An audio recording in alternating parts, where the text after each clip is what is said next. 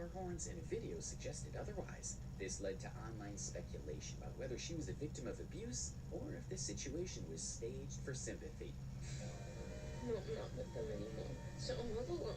And with this no car, no house. It's also worth noting that after the fire, Lily had a brief redemption arc where she finally decides to go get an actual job as a cleaner. The arrangement was allegedly put together by some of her followers, and the job included a provision for a place for her to stay, but the terms was that Preston would be left out of all of this. So she's going to be a hitman. A bombshell comment on her live saying, "I offered her an apartment, furnished it, everything. She Ubered to me, then left with him." Now, is this true? Maybe. There's no definitive proof.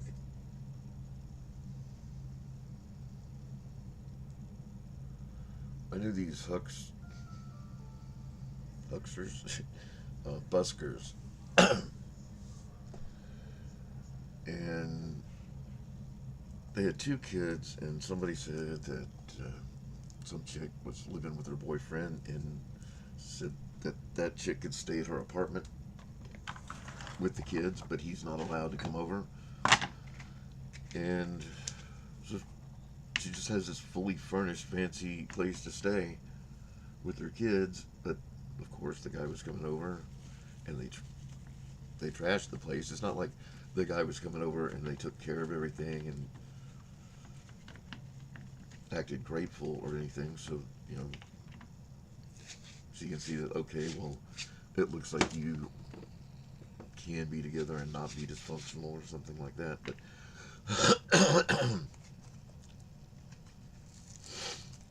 but rather than do anything like that, they just she just completely screwed up the deal. It was I read about it on Facebook even, I think. It was pretty tawdry.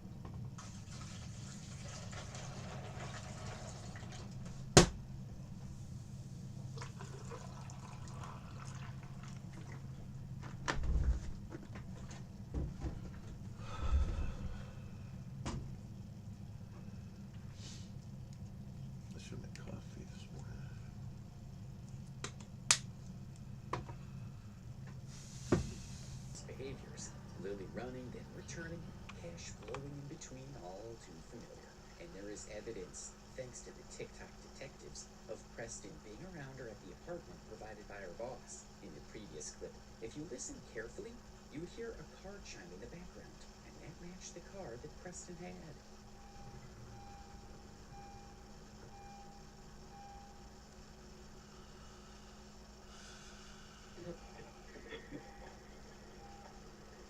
Got an older car than that. She'd have to take that shit out of her mouth. She doesn't get to be too broke to take care of her pets and still get stupid shit. She declined rides and decided to take a scooter ride back to Preston, sealing the skepticism. They now assume that she's got plenty of money, since she's allegedly made over $60,000 in donations. Wow. The live streams from this period show Lily's conflicting emotions of defiance and despair. She would say things like, "I need help, but I'm not asking," and block anyone who doubted her. She would also post TikTok videos that ranged from reposting abusive boyfriend POVs to eerily calm videos with Preston lurking in the background. One video from mid-2025 clearly shows Preston, even though Lily had said that they had broken up. Lily played it off, saying they were technically together. Preston is very clearly right there. And then here's the video itself slowed down where Preston is soon to him. There he is, peekaboo. By the way, I was so caught up by that genuine moment. The police were called to their new apartment multiple times. In one leaked video, an officer tells them to stop whatever they're doing on TikTok because the police keep getting called there. Lily is slurring, and Preston admits she had been drinking. The officer then checks her arms for bruises but doesn't find any. In another video a few weeks later, Lily says Preston tried to suffocate her and she ran away. Preston isn't in the video, but Lily's fear seems real. People online were divided in their opinions. Some pointed to videos where Lily mocks Preston and said she wasn't really scared. Others focused on the age gap and power imbalance between them. There was no arrest after Lily's suffocation claim. Because of Lily's history of lying, people didn't believe her. She had lied about being pregnant and getting refunds. Some people accused her of romanticizing the situation, and she laughed off a rash she said was from stress. Preston's role remains unclear. Was he the abuser who hurt Lily in the hotel? Was he the mastermind behind the whole situation? Or simply a creep? Mission coordinates lost. Lily's plea to not hurt him raises questions about whether it was motivated by loyalty or fear. His past comments add to this Engaging suspicion. orbital The thrusters. violence in this instance seemed personal and unscripted until it didn't. The scooter ride back, the boss rant, and the casual return to Orbit chaos all seemed synchronized. staged, a desperate attempt for attention. Now it is a confusing mix of truth and lies. The police found enough evidence to file a report, but nothing came of it. Lily's tears and bruises seemed real, but her actions suggested a scam. Her fan base was divided. Some believed she was lying, others believed she was trapped. No one knew for sure. Her fans decreased, her haters increased, and the pressure intensified. By March 2025, Kelly the Flowergirl's TikTok was ruins and hysterics, controversies, and accusations of violence. Lily, however, wasn't finished yet. She had one last trick up her sleeve. Shocking revelation. Lily broadcast a live stream, clutching a pregnancy test as if it were a sacred object. True lions, she murmured, her voice quivering from shock, fear, or superb acting. I'm pregnant. The chat erupted. All 500,000 followers. Go now, Some devoted, and some fear doubtful, the shadow all of neither kept death walking. nor She then tyranny, requested for intermittent justice violence. is your call. Despite the hotel turmoil, the police involvement, the I'm done tirade, now this? A baby connected to a man the internet loathed. A creep with a history of accusations longer than his CBS receipt. She says that he doesn't know about it yet, and proceeds to solicit for funds to support her and her incoming newborn child. Fans bought it for a second anyway. Donations almost already started pouring in, as if she did not quickly debunk the pregnancy claims, saying that it was obviously a prank that she was playing on her followers, as she explains in another video. And used it in the clip for what, like 1 second, and the line was literally so scribbly you could tell it was fake. Like, that's the only reason why I just think that it's a little weird that people are upset. Somebody sent me baby clothes. Sorry. I'm not mad. I got caught. I would have not. I would have figured that out. I would have been like, oh, no, I'm pregnant. I'm pregnant earlier. No. But one thing I will say is that I don't think that y'all need to go this insane over it. I'm not pregnant. Reinforcing. I'm sorry that you're offended. And I'm sorry that I did that because I know I should not have done that. I know I should not have done that. I just thought that it was funny. Because, you know, I'm a person who's lived, I'm not a old person, but I've lived a life too. And it's probably been very different from yours. And, you know, we have different humors. And if I thought that it was funny to say, yeah, I'm pregnant, like all the girls did in my school, then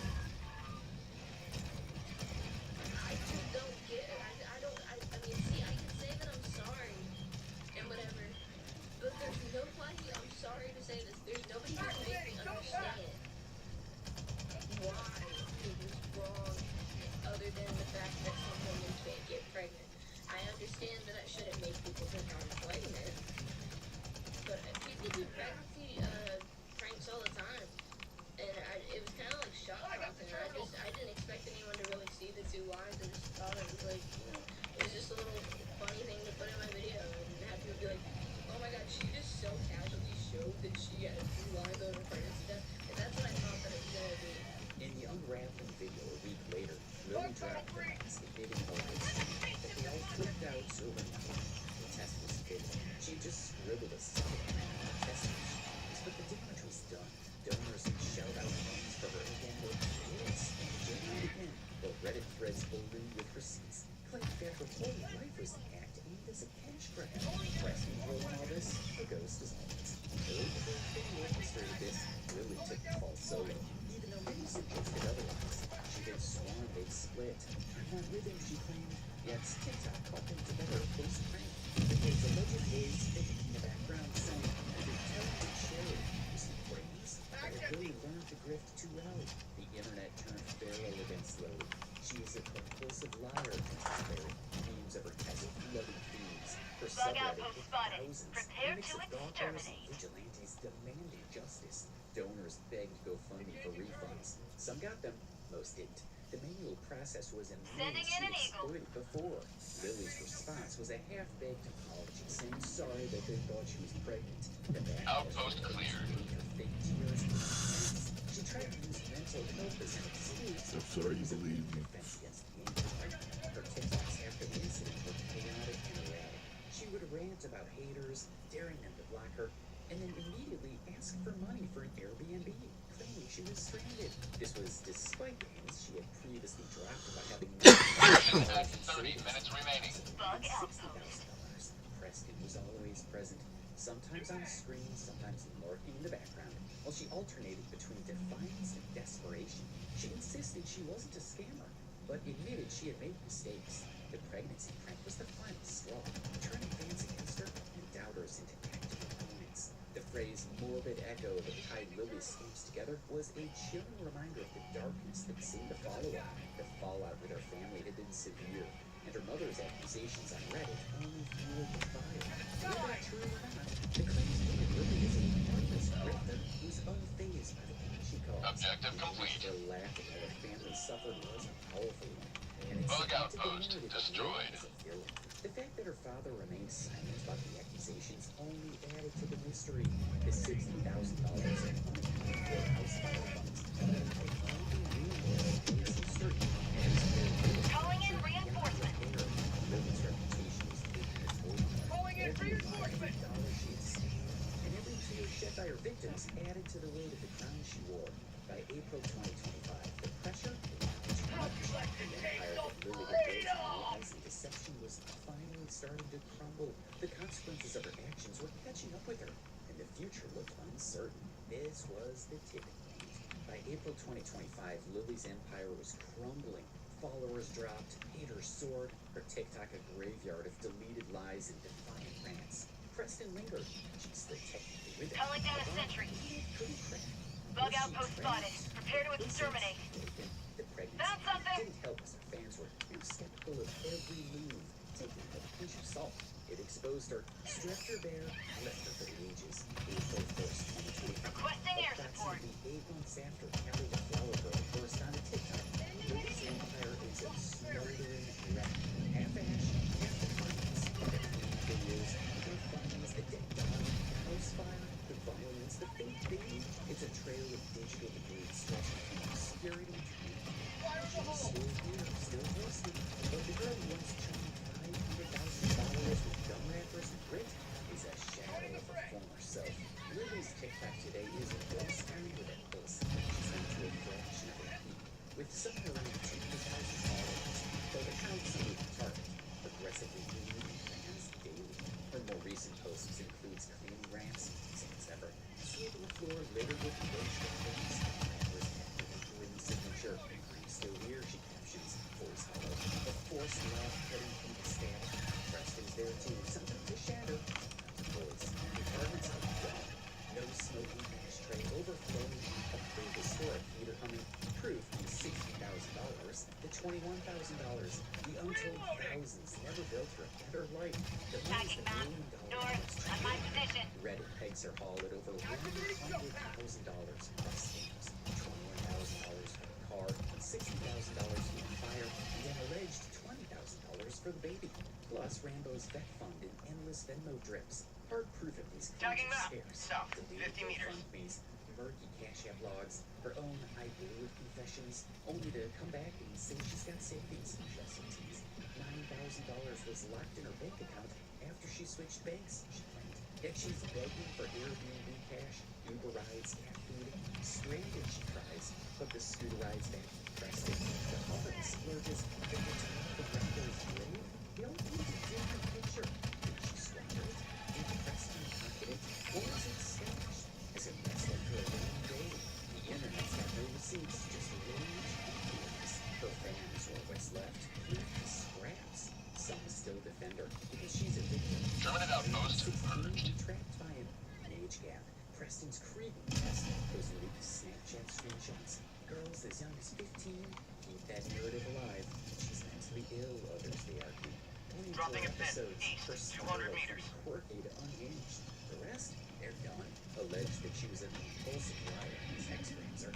Memes of her fake test and refund lies flooding feeds. Her subreddit is a war zone with hate and scorn and equal measure. Preston's the wild card. He's still around. No jail time from the domestic violence claims. No charges sticking despite police visits. That hospital live stream where Lily claims that he's going to jail fizzled into a case of wrong state. Oops, his past still haunts him. Victims come up to tell their tales, but he's untouchable. A ghost in Lily's story. Is he the mastermind? Siphoning cash, scripting scams, or just a leech riding her chaos? Her family's a You know, if they've been together that long, they're probably a pretty good couple. Unaccounted for. His home is still ash. Mom's Reddit rants have cooled, but the rift's permanent. Most recently, when a YouTube creator who goes by Denki Jabo posted his video about Lily a few days ago, a YouTube account that the internet has now come to know as Lily's mother responded to some questions that have remained unanswered. First, in the case of her outing her daughter. Lily's alone now. No family, very few friends. Just Preston and a cat named Twinkle, the one constant inner storm. The legacy, Kelly the Flowergirl's a cautionary tale. A TikTok Icarus who flew too close to the scam sun. She's the girl who turned oversharing into art. Then a noose. Cleaning videos broke the grift empire, resulting in $100,000 plus worth of loot. If the whispers hold, only to collapse under its own weight. Rambo's death, the house fire, the fake baby, each a brick in her mind. Fake baby. A testament to chaos and monetize. The Yet fake there's baby. papers here. She getting snared at She faked a 16, pregnancy, not by a predator baby. dismissed. Her early TikToks, gun chewing, messy Close charm, enough. hinted Not innocence really. That's not the lost. same. Episodes she confessed, a mental health thread the internet half believes. Or was she always this? A grifter born, not made, laughing behind the tears. The haze blurs it all. Victim, villain, or a tragic mix, too broken to name. She's made mistakes, yes, but the scale? Tens of thousands of dollars. A family shattered by greed. It almost defies forgiveness. As of today, she's not gone. She's still posting, still begging, still spiraling. But the algorithm's cruel. Views dwindle. Haters drown her out. The internet watches, less to save her or to gawk. She's a relic now, like a whisper of scam lore. A warning to influencers and fans alike. Overshare at your peril, grifted your doom. So, what's next? Will she fade? A TikTok ghost haunting dead links? Will Preston drag her deeper? Mission is progressing. Maybe the Flowergirl saga ends not with a bang. Firing orbital barrage. Clear the area.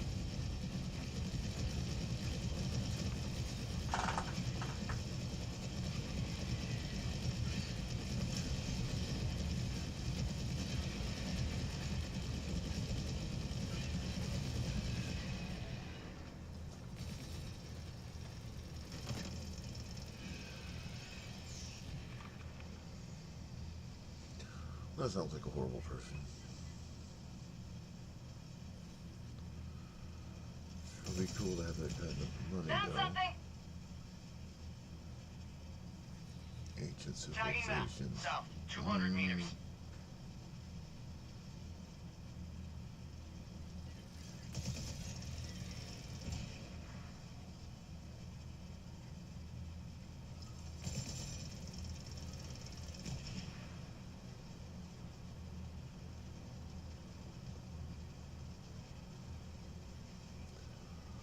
Oh shit, I think I heard about this.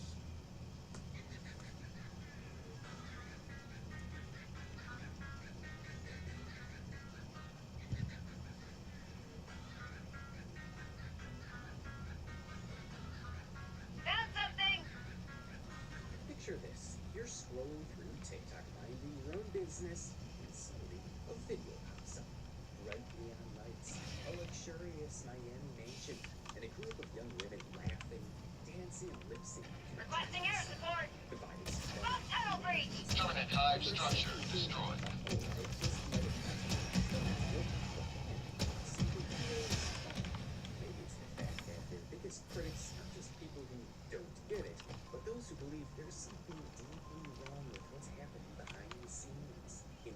video, we're gonna Sending talk in about an a eagle. place just like this. With The trick Bop trafficking. House, a name that, if you've been on TikTok recently, you've probably heard a lot. It's been called Gen Z's Playboy Mansion, a content house where young influencers making millions, living the dream, or at least that's what they want you to believe. But they do Found something. yes.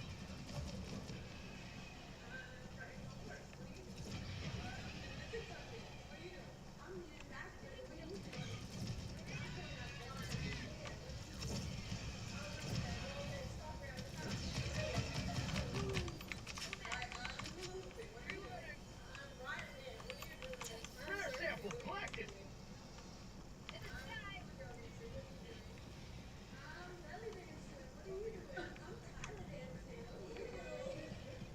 That looks horrible. Mission at 20 minutes remaining.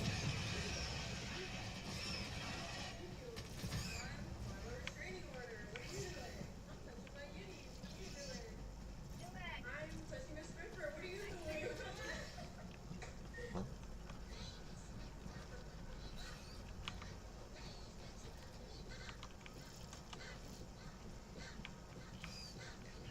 So what exactly is the Bop House? Who's running it? Who's inside? And why has it become one of the most controversial spaces on the internet? Let's take a deep dive into the controversies of TikTok's shadiest content house. If you're one of the innocent ones, then you already know about it. The Bop House is a content creator forum based in California that has gathered significant attention since its inception in December 2024. Founded by ownership influencers Sophie Rain and Chris Serra, the house serves as a collaborative space for female content creators to produce and share material across various platforms, including TikTok. The name Bop House is derived from Outpost destroyed. which is an abbreviation for Grown. Yeah, we have a feeling we'll be censoring a hell of a lot of words in today's video. Anyways, according to Wikipedia, Bob is a No way. derogatory term, usually for females, suggesting excessive flirtatiousness when it comes to you. Trust us when we tell you guys that Wikipedia is putting it in very polite words. The term is more offensive than you can imagine. Some say it's a name for women who would give their head to anyone, while others use this term for women who dress a certain way.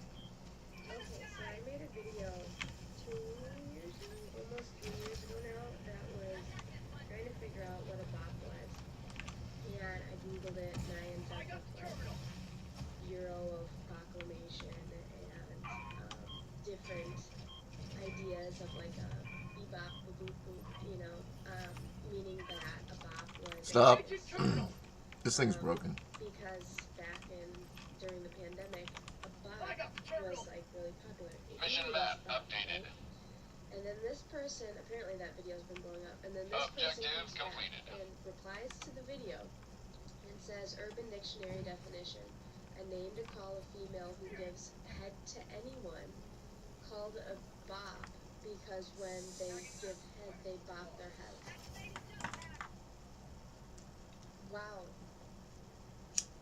That's really changed since Gen Y, millennials have been on this earth. I don't know who thought of that, but we need something here. Yes, there are various different meanings of this term, and it's safe to say that they're all equally disgusting. So if you haven't put it together yet, Bop House as well, a house of bops. Basically a bunch of seemingly young-looking women who are Seemingly young looking. Pretty sure they're pretty young looking. I mean, of course. Old looking is a much smaller niche.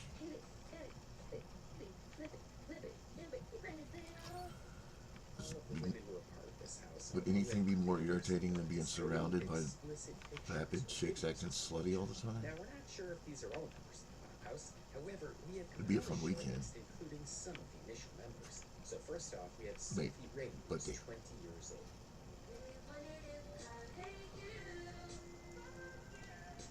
She's been one of the most popular members of the Bop House. Some of the other members of the Bop Reinforcing. House include 19-year-old Joy May and 22-year-old Camille Arreo. There's also Ava Request Reyes, approved. who's again only Reinforcements on the 19, way. Summer, who is 20, Julia, Alina, and Aisha, who are all 20 to 23 years old. It's only 20 this house are actually very young looking. This is Requesting alarming for advanced a number of weaponry! reasons. Because First they're off, they young. portray a Tech very pack inbound! luxurious picture of their lifestyle. When they started the Bob House, they rented this huge Airbnb mansion that implies how lavishly they're living while being OF models. Die! Aisha, how much did you make last month?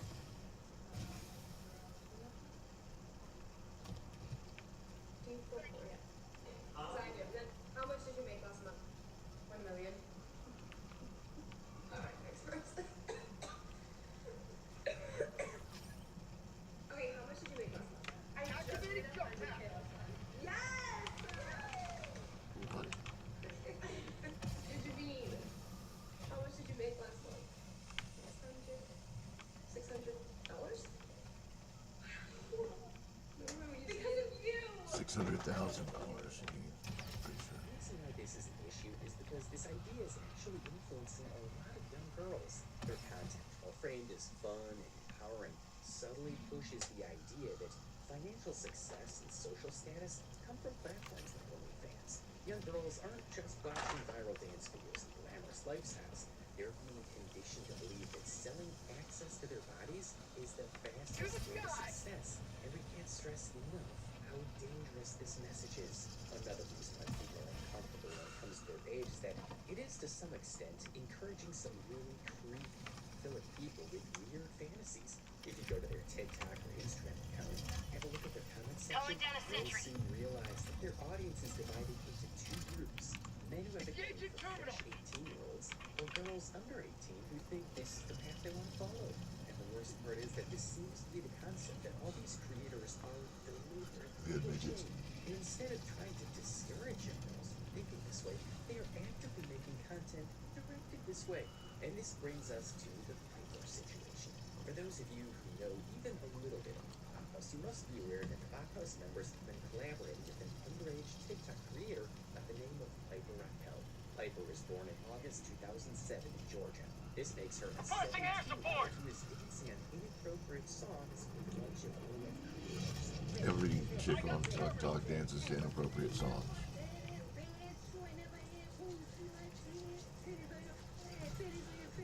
Just stupid ass strip club music. And if you think this is bad, Nickelback is real good. Sick.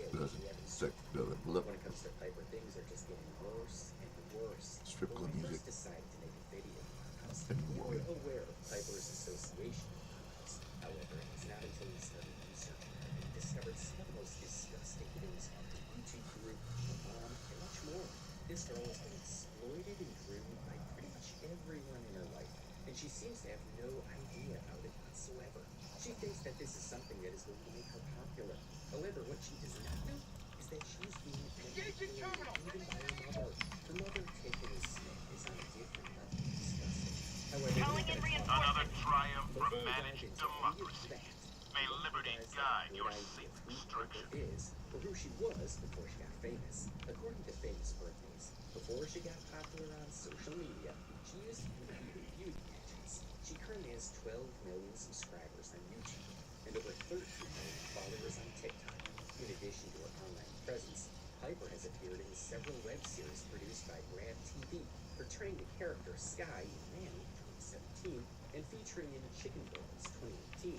She has also ventured into music, releasing original songs like Treat Myself and Butterflies, which have contributed to her growing popularity as a singer.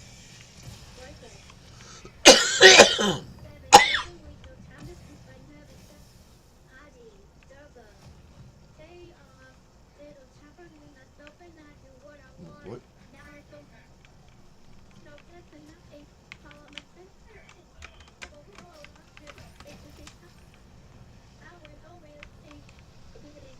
Dropping a pin. Here's a more Northeast, expanded, 200 engaging meters. version of your passage while keeping it concise. It's undeniable that she's accomplished a great deal at such a young age, far more than most people realize. Her talents, hard work, and potential should be what defines her. Yet, instead of being recognized for her achievements, the majority only see her as a 17-year-old girl trying to break into the OF world. That perception isn't just misleading, it's heartbreaking.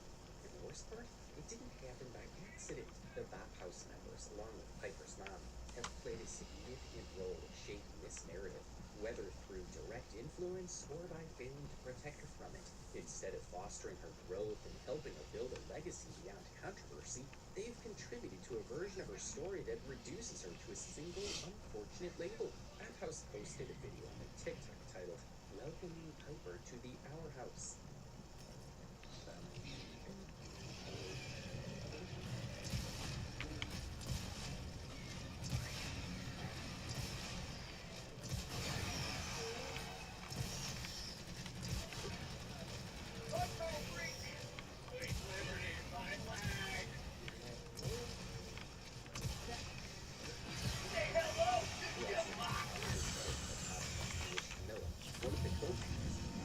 Requesting air support.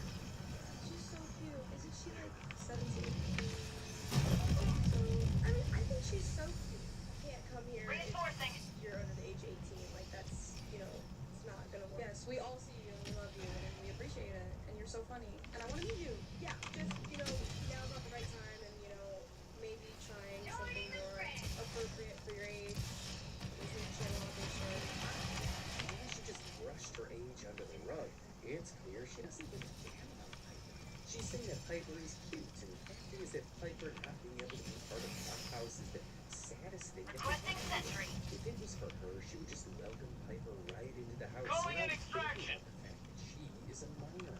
However, even Requesting if test Extraction request confirmed. Shuttle inbound. Requesting advanced weaponry. I mean, how can you be friends with a 17-year-old and make videos with her, knowing the kind of content you make and the type of people who follow you and why they follow you?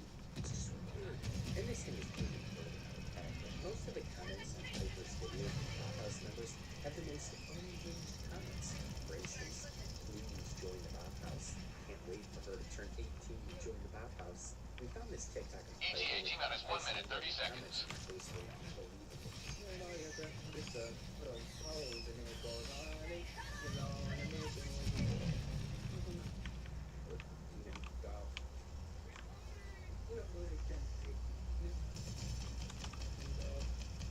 When Piper turns 18, it's over.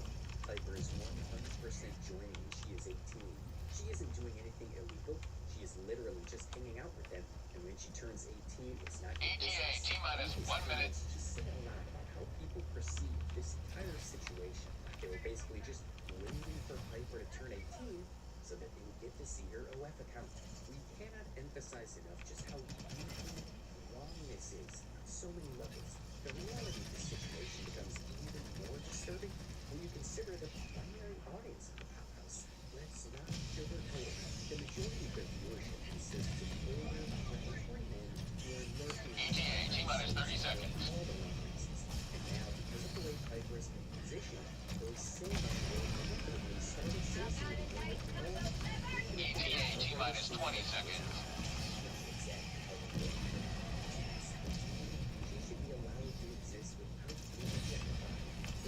ETA T-minus 10 seconds. Clear landing zone. Have access to her in the first place. But instead, thanks to the people around her, whether through direct manipulation or neglect. Pelican 1 approaching pickup. No teenager should ever have to go through. Despite this, many people have defended this. Pelican 1 landing in Saying progress. that she's just dancing, hanging out with them. However, we believe this. These girls doing this thing is not just dancing. It's really not that Molotov podcast. Countdown initiated. Stand by for takeoff. Extraction complete.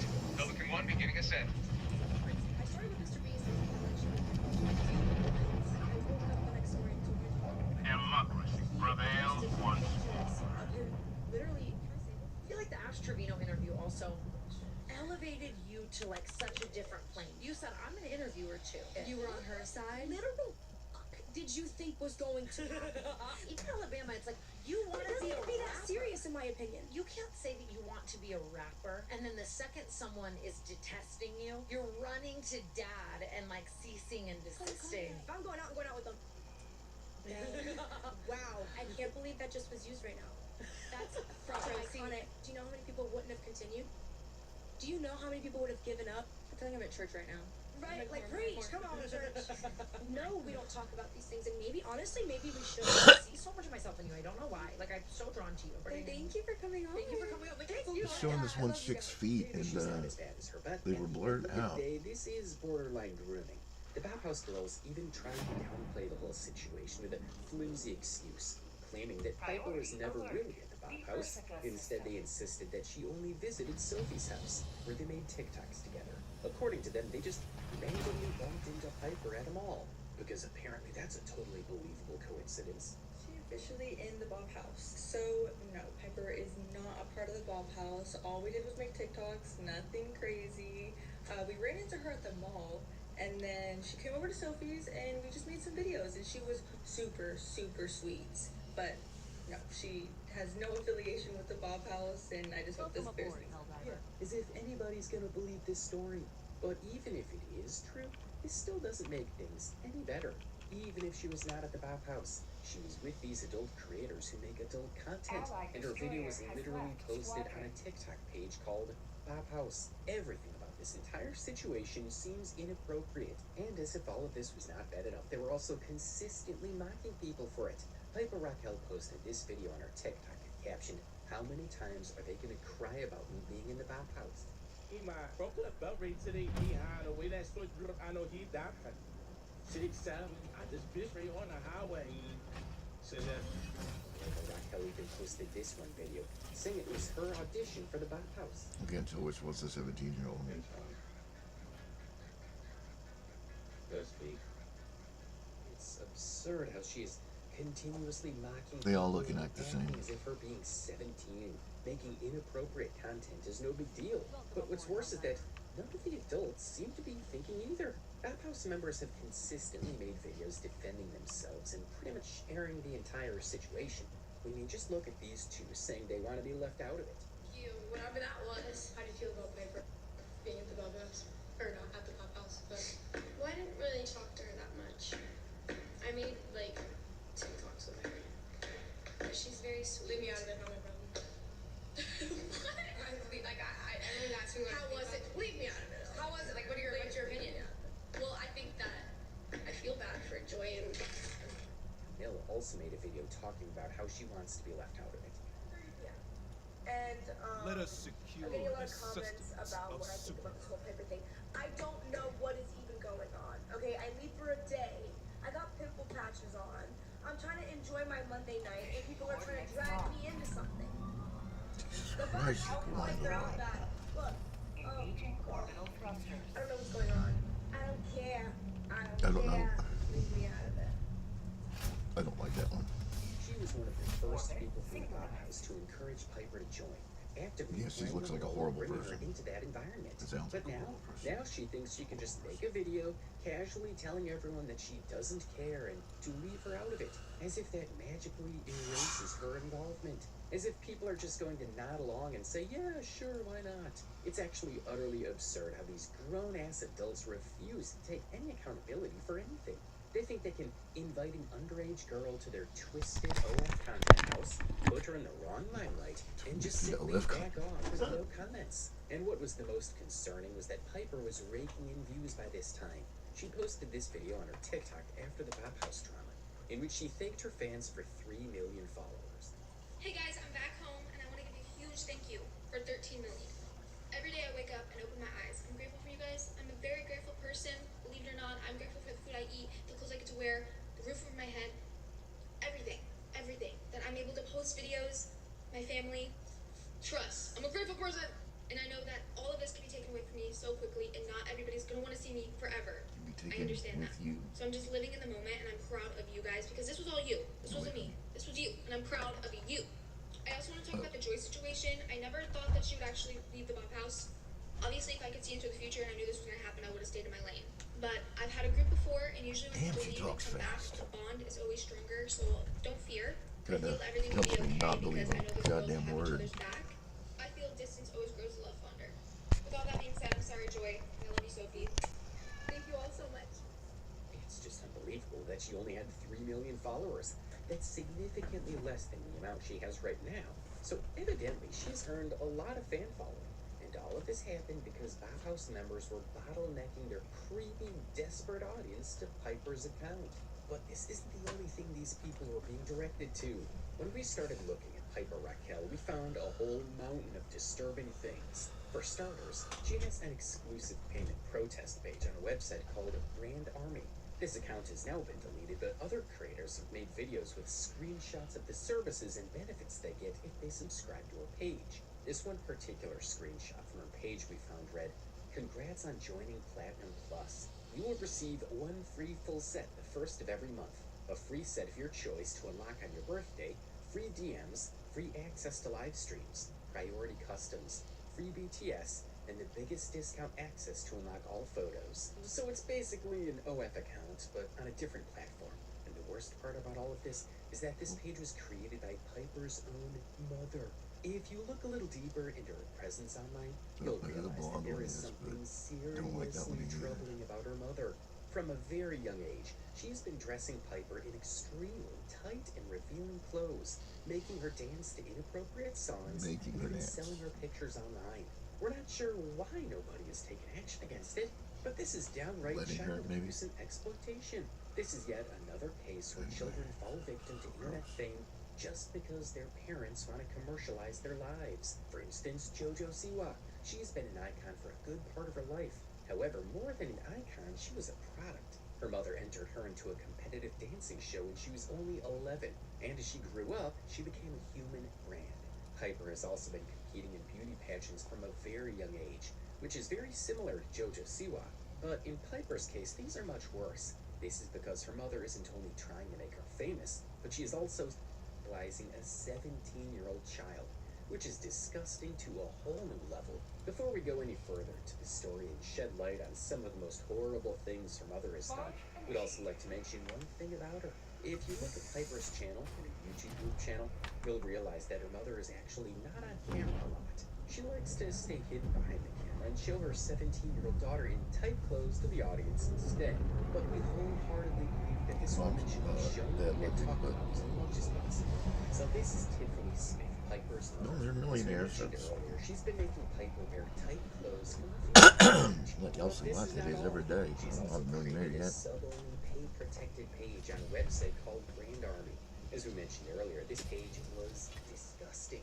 It had a $100 subscription, which would allow the users to talk to Piper on messages and see her exclusive pictures. This page also had weirdly inappropriate pictures of Piper that were there for the sole purpose of enticing her audience. And the audience in question were some seriously deranged, creepy men. And the fact that Tiffany was willingly letting these men see her daughter and interact with her is just beyond disgusting. Deploying equipment back. However, looking at Piper's social media accounts, we found that a lot of people who follow her don't actually Sending down find this support tiny weapon. bit troubling. They argue that she's almost 18. Well, almost is the main word here. Doesn't matter if she's going to be 18 in 2 days or 3 months, she is still The underage. lollipop The hard pistol. truth is that laws exist for a reason, and you can't just bypass them with an argument that she's almost 18. She won't get her driver's license because she's almost 18. She'll get it when she turns 18, and it's as simple as that. But for the satisfaction of the people who say that she's almost 18, let's just assume that they're right. This still doesn't justify the fact that Tiffany's been selling her pictures on sketchy websites for a long time, since she was way younger. Now, we don't exactly know the nature of these pictures and how inappropriate they were, but regardless of whether these were graphic pictures or not, this is still just weird. It's like Tiffany hid behind the wall of other pay-protected websites only because Piper was not 18 and couldn't legally be on OF. But to us, it's the same thing, more or less. And if you guys think this is dramatic, you will not after you watch this next part of the video. Piper was actually not the only kid who was being exploited by Tiffany Smith. You see, Piper actually had a group channel by the name Squad. However, this channel was disbanded due to a lawsuit that was filed against Tiffany for financial, emotional, and sexual exploitation of minors. Now, if you haven't seen Piper much before, let us show you what her group channel was about. In this video, I am adding 4 new members into the squad, and stay tuned to see who they are. You know, I think I just literally met my 4 best friends.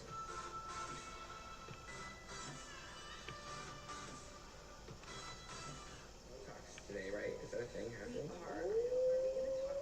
Yeah, we're gonna talk about this. So guys, if you don't know, we come here often, and go check out all of your socials. We'll leave them in the description. She's killing it. All right, so Tiffany, in order for us to have this procedure, we need your approval for Botox. So come talk to the doc and approve procedure. Piper and her mom Gross. over here. Sure, yeah, go ahead. No. With the injections, usually we start to see an effect in about 7 to 14 days. Sometimes it takes slightly higher dose. Allied destroyer joining squadron, deploying Helldiver to combat zone. Emily, Cody, Christian, hey, Lobby boy. Yeah, I'm joining the squad. Gavin is joining the squad. I'm joining the squad. There's not really like anything I can say about this. On the surface, it looked like a fun channel where a bunch of teens goofed around and did quirky challenges. This is actually the kind of content that kids loved back in the day. However, there was something deeply disturbing about the whole thing. The reason was Tiffany Smith. You see, all of Piper's social media accounts were parent-controlled because she was a minor. And Tiffany controlled everything about these kids and her. Moreover, the details are daunting, to say the least. Deploying In reinforcements. January 2022, a lawsuit was filed against Tiffany by the parents of 11 teen creators who came forward with shocking details. They told media that Tiffany shouted at them and pressurized them 24/7 to make content. Moreover, she encouraged 11-year-old children to wear tight clothes and short skirts. The lady's amassed more than 10 million followers on YouTube, shooting silly videos with her friends. Now Lisa Burrell reports some of those now former friends and their parents are suing, alleging they were exploited. Good morning, guys. She's a multi-millionaire YouTube star and she's only 15. It's gonna be a super awesome video. You may not know her name, but your teenage kids do. Her name is Piper Raquel, I brought my whole entire squad. and her videos have amassed close to a remarkable 2 billion views. She has her own YouTube channel with 10.5 million subscribers. We are doing a really, really highly requested video. Piper is the star, but her videos also feature her goofing around with a rotating squad of friends. All these happy kids when like behind the scenes that's not how we all were. We're stressed out Going down a behind these videos because you're yelling at us and it's not fair. But today, Piper's mom, Tiffany Smith, is under fire by all these former squad members for claims of financial exploitation. Looks like her mom got a In a gigantic lawsuit, boob they job. accuse her of exposing them to a physical, emotional, verbal, Requesting air and support. sometimes sexually abusive environment. All of our innocence was just swiped from us. She would like run around and say cool things to you. Were you ever asked to pose That's something. provocatively or to wear things you were uncomfortable wearing? Oh yeah, Tiffany would always tell me to go up into Piper's closet and get something that's more tight and revealing. And if this was not bad enough, she would also encourage boys wearing clothes that would show their bulges, actually exploiting little kids. It's important to come forward because other kids who might think this is normal, it's not. Corinne Joy was one of Piper's first squad members. There's like being overly sexualized at a young age, and Overtly being told to sexualized, say I think, things, do not things, wear overly things, sexual. Isn't he? for the appeal of YouTube, for people to click on Seems it. like more, 11-year-olds shouldn't be which is just sexualized, absolutely nor overtly sexualized, One and of the any most of it is popular over squad members sexualized. claimed that Tiffany made them Right? pose in a towel when they were only 12 years old. How old were you when That you shit were wasn't 12. asked to She wasn't dress in a dahlia. provocatively? Sending in I an believe it was eagle. 11 or 12. Oh shit! Tiffany's teen creators also came forward and talked about how Tiffany should be punished by law for subjecting minors to a sexually exploited environment. No, a lot of Exploitative the things that environment. were going on. We weren't allowed to be there. These 2 former squad moms say Oh my they're God. really upset. Mortified by what she's done to other children. Jennifer Bryant is Walker's mother. It needs to be Calling exposed, in and reinforcements. she needs to be held responsible for what she's doing. Stevie Arico is Request Corinne approved. Joy's mom. Reinforcements have been. Allied destroyer joining squadron, deploying Helldiver to combat zone. For months. We came across this People article, which details some of the most horrifying secrets of Piper's Squad YouTube channel. According to this article, the complaint alleged that the plaintiffs spent significant time, energy, and expense collaborating on the YouTube channel without any compensation. The complaint also alleges that they were subject to inappropriate, offensive, and amusement treatment, including wildly offensive and explicit comments from Smith.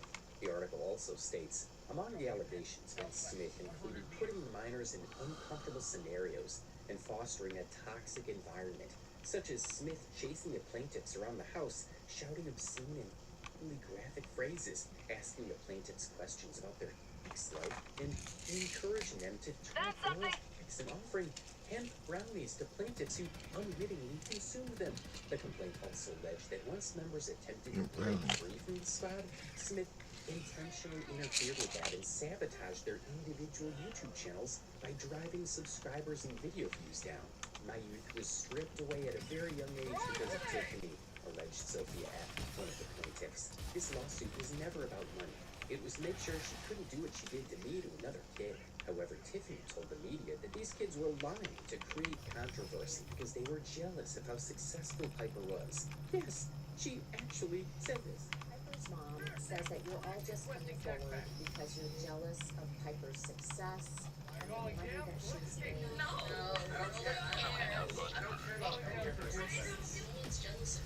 Allied destroyer joining squadron, deploying Helldiver to combat zone. I didn't join the squad because I wanted money and fame. I joined the squad because I thought I was gonna have friends.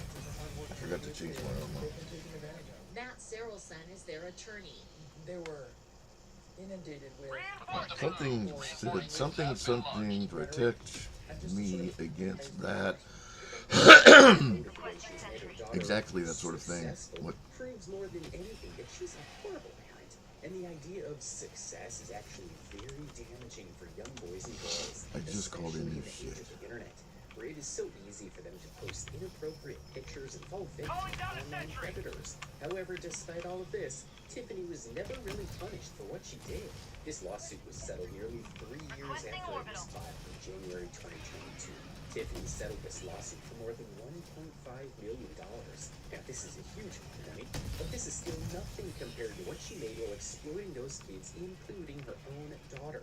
She gave a tiny chunk of money to settle this lawsuit and to shut everyone's mouth.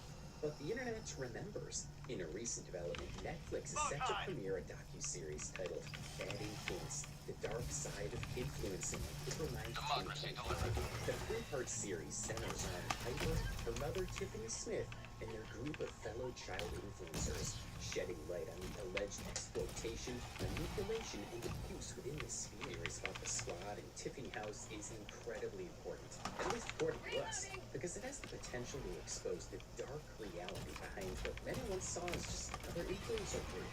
For years, much of the internet dismissed concerns about the exploitation happening behind the scenes, either brushing it off as script management or assuming the kids were willingly participating. But with a major platform like Netflix bringing this story to a wider audience, more people, especially parents, will finally understand the dangers of unchecked parental control and social media-driven careers. However, whatever happened with these kids is happening again. And this time it's not Tiffany, it's the entire internet. And of course the members of the Bop House. Which brings us back to everything that is wrong with this content collective. When Piper momentarily joined the Bop House, there was actually a lot of drama that happened in the Bop House. It was because this one member, Joy, proposed the idea of inviting Piper over to the house and including her in their content. She even left the house for this very reason. She posted this cryptic TikTok on her account, hinting that she left the Bop House because of the Piper situation.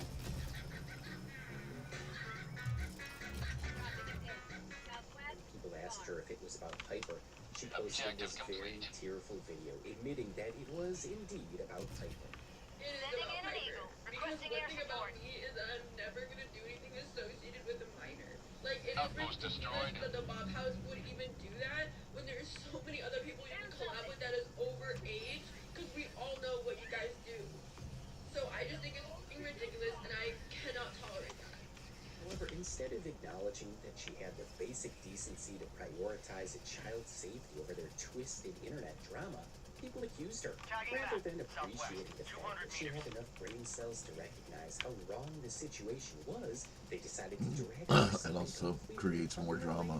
Yeah, They doesn't it? questioned her about that one time she made a TikTok with his kids, acting as if that somehow made her a hypocrite. The situations weren't even remotely the same, but that didn't stop people from weaponizing it against her. Frustrated by the absurdity of it all, Joy eventually made a pretty heated video explaining the entire situation. She broke down the differences, defended her stance, and called out the ridiculousness of the false equivalence people were trying to push. And honestly, she was great at it. Southwest, 300 meters. Calling down a sentry! Site. But people are literally waiting for Piper to drop one, and she's 17 and a minor. It's weird. I don't know if she's really smart and knows how much bad publicity it was, or just a genuinely good person. Regardless of that, she actually spoke about it and decided to leave the Bob House. The Bob House. I am done. I am done with the consistent gaslighting, the stupid drama, and Asslighting. most importantly, doing anything for views. You So guys much are asslighting. vultures. You guys will prey on anything to get you your next viral video or get you guys the most views, and I'm so over it. You guys even use me crying over something that is legitimately wrong and that I genuinely care about to get yourself views. I'm done. Off the box. Look, just when we thought we had someone sane enough to talk about it, Joy posted this video talking about how she overreacted about the Piper situation and that she did not know the whole story. I'm already over that thing. And I was very, very emotional, as you guys can see. I do have a lot of other issues with the Bob House, but the Piper situation was completely innocent, and I did take it out of context. I did speak with Piper and her mother, and they are very, very sweet people, and they are under controversy that they honestly don't deserve. I did post on my YouTube the real reason why I left the Bob House, so if you want to know the truth of that, please go find it. Well, that was disappointing. At this point, it started to feel like she was just using Piper's situation as an opportunity to pump out content and gain views. Sure, it might sound a bit far-fetched, but the numbers don't lie. Her account saw a significant boost from all the videos she made about the controversy. And then, almost conveniently, she left the Bob House and immediately joined another content house called the Asian House. Request approved. Deploying reinforcements. Reinforcing. Freedom marches onward. Thanks to you. You may proceed. It's not hard to assume that she had already decided to leave beforehand, possibly because she wanted to switch houses. But instead of just making a clean exit, she used the Piper situation as a way to position herself as the morally superior one, the one who saw the truth and took a stand. It made her look good while also giving her an excuse to distance herself from the sinking ship that was the Bob House. At the same time, there's also the possibility that her former colleagues and fellow Bob House members pressured her into speaking out, hoping that it would redirect some of the backlash away from them. After all, they were under heavy fire for their controversy, and throwing one of their own under the bus isn't exactly out of character for them. In the end, we don't know what really happened behind the scenes. But what is clear is that none of this was ever about protecting Piper. Everyone involved, whether they were defending her or exploiting the situation, seemed more focused on their own reputations, content, and careers. However, the really annoying thing was when she posted this video on her YouTube about why she actually left the Bob House.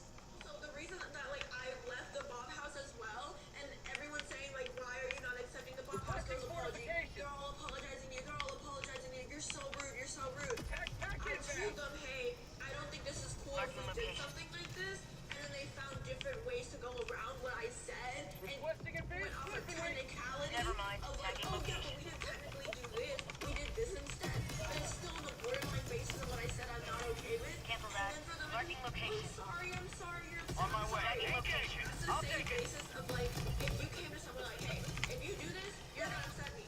Just letting you know. They do it anyway, in a different way. They're gonna come back and be like, hey, I don't know why you're upset. Or like, my bad, like, I'm really sorry I made you I upset. wouldn't stand the fuck up. Apology? Like, no, you wouldn't. So yeah, I don't really care for their apologies. I don't care that they're posting me and saying like, oh, I'm really sorry. I'm really sorry. I'm really sorry. I don't care. That's too little too late. I already said what I had to say. You didn't listen. You did it anyway. Didn't listen to me. So yeah, I took it on the internet. She talked about how she was mad because no one was listening to her, possibly about the Piper situation. However, she also said that the real reason she left was because of her fight with another member called Aisha, which ended in her throwing a book at her. I threw a damn book at Aisha. I don't know why everyone's tripping about it. Like, as if y'all don't think it's justified. I feel like I said multiple times, don't come in my room. I said, don't come in my room. Don't come in my room. Thank you. Aisha, I'm upset. Do Calling not down come a in my sentry. fucking room. And I locked my door. I'm pretty sure she damn near broke my fucking doorknob down and to get into my room because I don't know how she would have gotten in there either, like, otherwise. So yeah, she fucking broke that shit in. She broke into my fucking room, basically, and was forcing me to talk to her about a situation I already said I don't want to talk about with you. Some people, I've seen a lot of comments being like, oh, you threw a chair, you're so dramatic, you're so dramatic.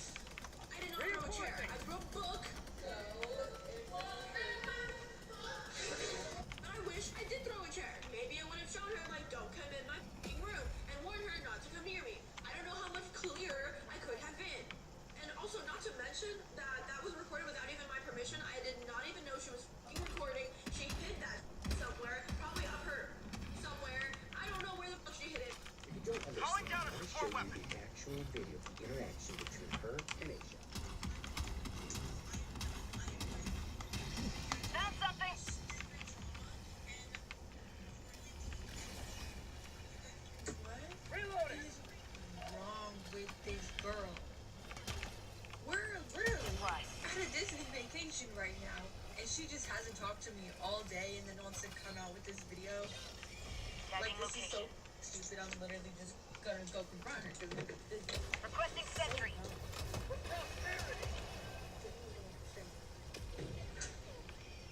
Supplies. Calling down a sentry.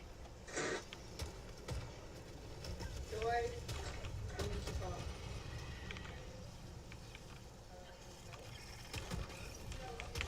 Activating jump pack. Thank you. Bag's empty.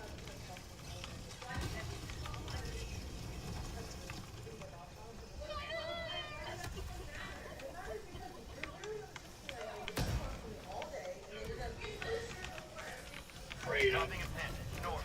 200 meters.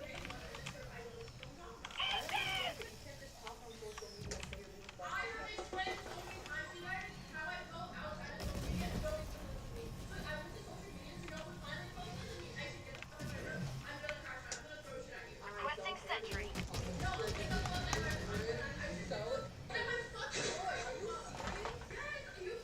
Found something.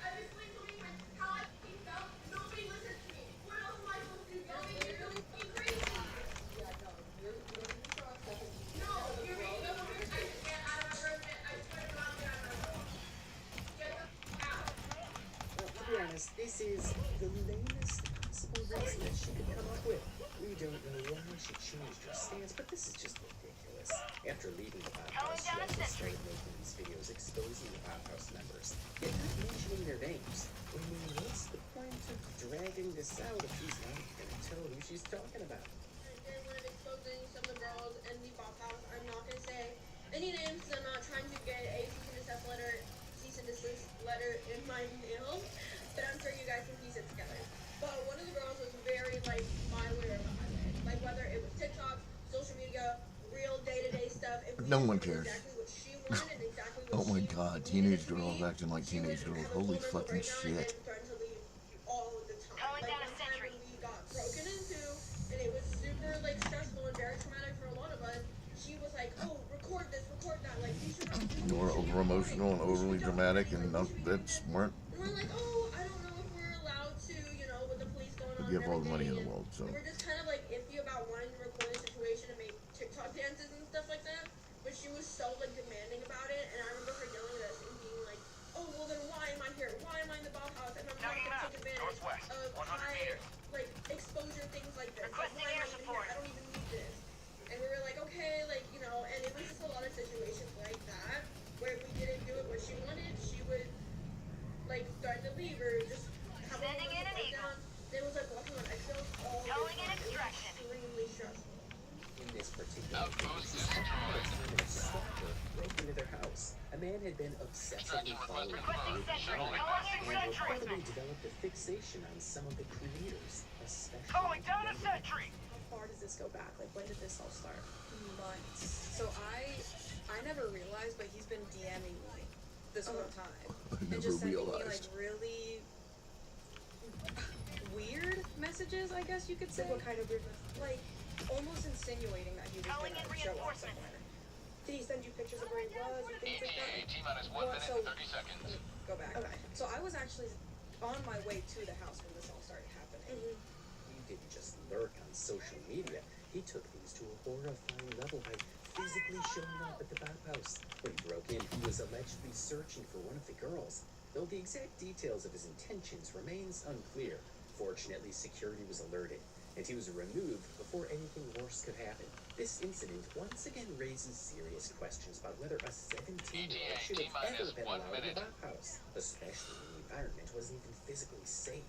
If a stalker could break in so easily, what does that say about the security measures in place? If grown adults in the house weren't protected, how could they justify bringing in a minor? Calling down The a Bob sentry. House isn't just another influencer content house. It's a breeding ground for drama, controversy, and exploitation. The most recent Bob House drama involves their feud with another adult content house and the fact that Camilla has been kicked out. We don't know if it's true, but we did come across this one TikTok of Camilla. She was actually kicked out because she called out another content house by the name of the Blonde House for copying their content. and this resulted in the members of the Blonde House suing Camilla, and therefore she could no longer return to the Bauhaus until she settled her lawsuit. I'm following the Bauhaus since you're not in it anymore. Guys, first of all, hello. I miss you guys so much. I miss, This is Pelican 1. I have visual on the extraction I zone. am still part of the Bauhaus. I just, for legal reasons, cannot post with them right now, and I can't be with the girls right now. But just know that I am working with a really good set of lawyers and fighting, against everything. Beginning of next month, I will be back. And just wait for Countdown me. initiated. I promise Stand by for I will takeoff. be right back to tell you all Reinforcement this. budget depleted. Extraction complete. Pelican 1 beginning ascent. I love you guys so much, and stay tuned because this is crazy. Breaking. Liberty They've now has moved to seen a you new through. location that is secure. They've also added new members to their house. Where is Camilla? That's a great question. No, I'm just kidding. I love her. I live with her. But so obviously, y'all know the Bauhaus did get broken into. We currently do not have a house. That's why we haven't been posting much. But y'all stay tuned. The end of the month, we'll be having a house that won't be getting broken into. And we'll be making TikToks very soon. And we love y'all. There's no beef, no nothing going on since the whole joy thing. But we'll be back soon. Promise. We just wanted to say we miss you guys so much, and we'll be back. But we're all taking trips, living our best lives, trying to clear our minds. But we'll see y'all soon. At the end of the day, we truly believe Bauhaus is a disturbing place. What started as a place for collaboration between adult artists turned into exploitation of minors. If they had just stuck to their original, things might have not turned out this bad for the Bauhaus creators. With this, we'd like to end this video. That's all we have in the Bauhaus and the Piper situation right now. If you like the video, don't forget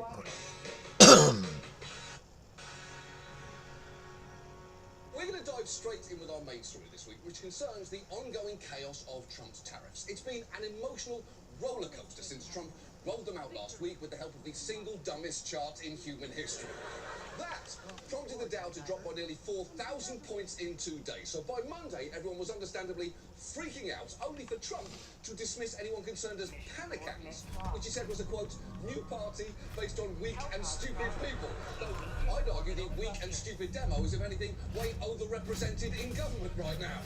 Then on Tuesday, Trump gave a speech to Republican donors where he floated major new tariffs on pharmaceuticals, told the audience, I know what the hell I'm doing, and claimed this. I'm telling you, these countries are calling us kissing my ass.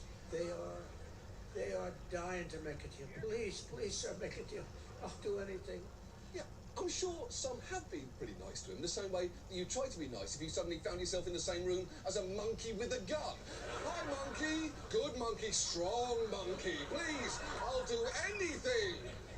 By Wednesday morning, though, Trump's reassurances were getting more desperate as he at one point posted, be cool, everything is going to work out well.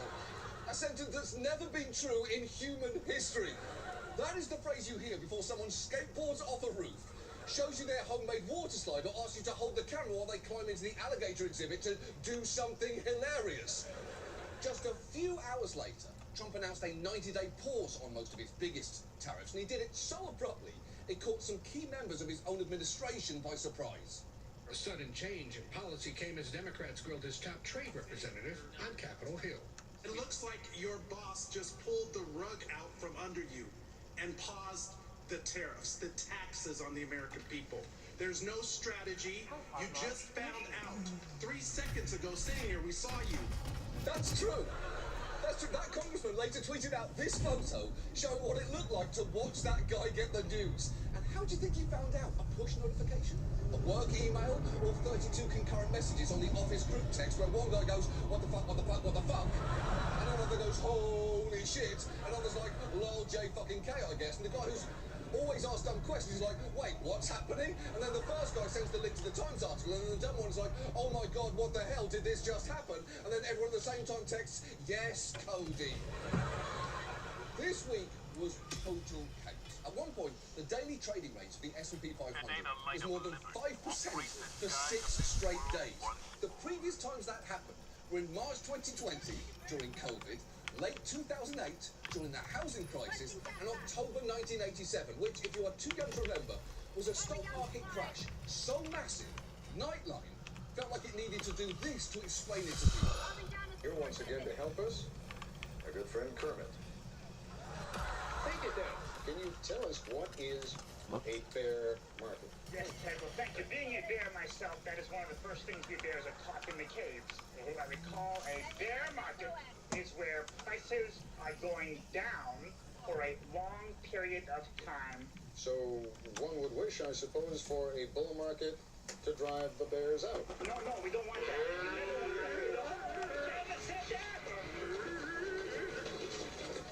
Yeah, they explained a complicated financial crash with Muppets.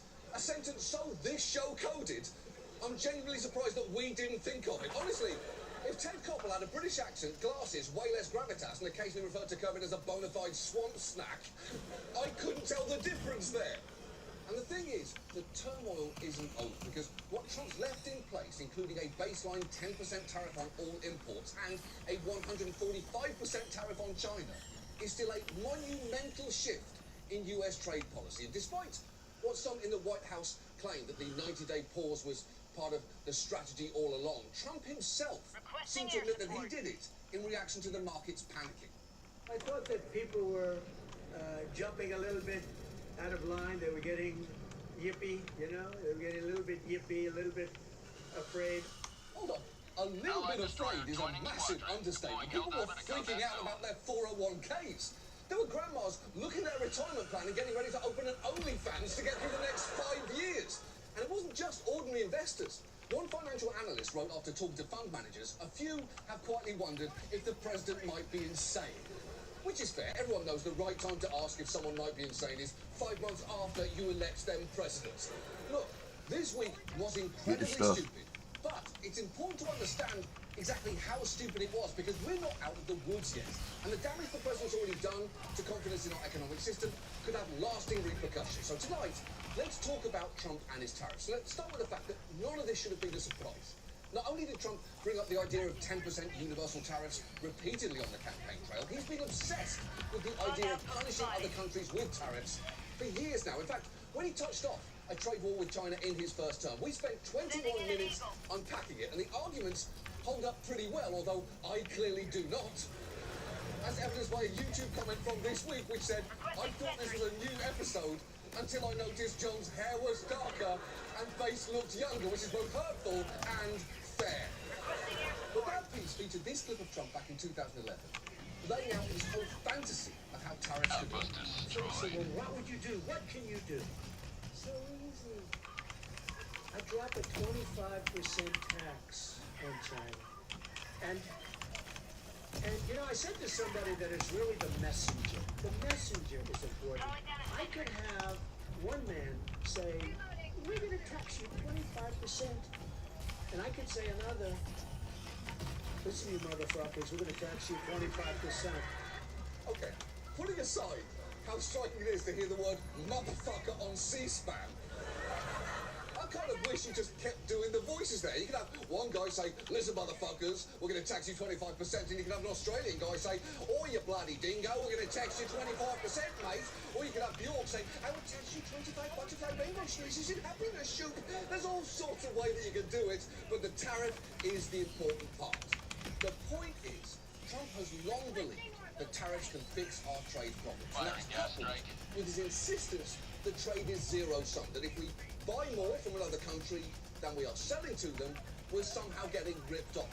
But that is just not how it works, because we are getting things in return. As one Nobel-winning economist jokingly said, I run a chronic trade deficit with my barber, he never buys a damn thing from me, which is just a classic economist zinger. Nevertheless, Trump applied both of those beliefs to his initial tariff plan, imposing massive penalties on countries indexed to the size of our trade imbalance, which led to some of the incredibly stupid calculations on Trump's chart, perhaps the dumbest of which was actually explained pretty well by Jim Cramer.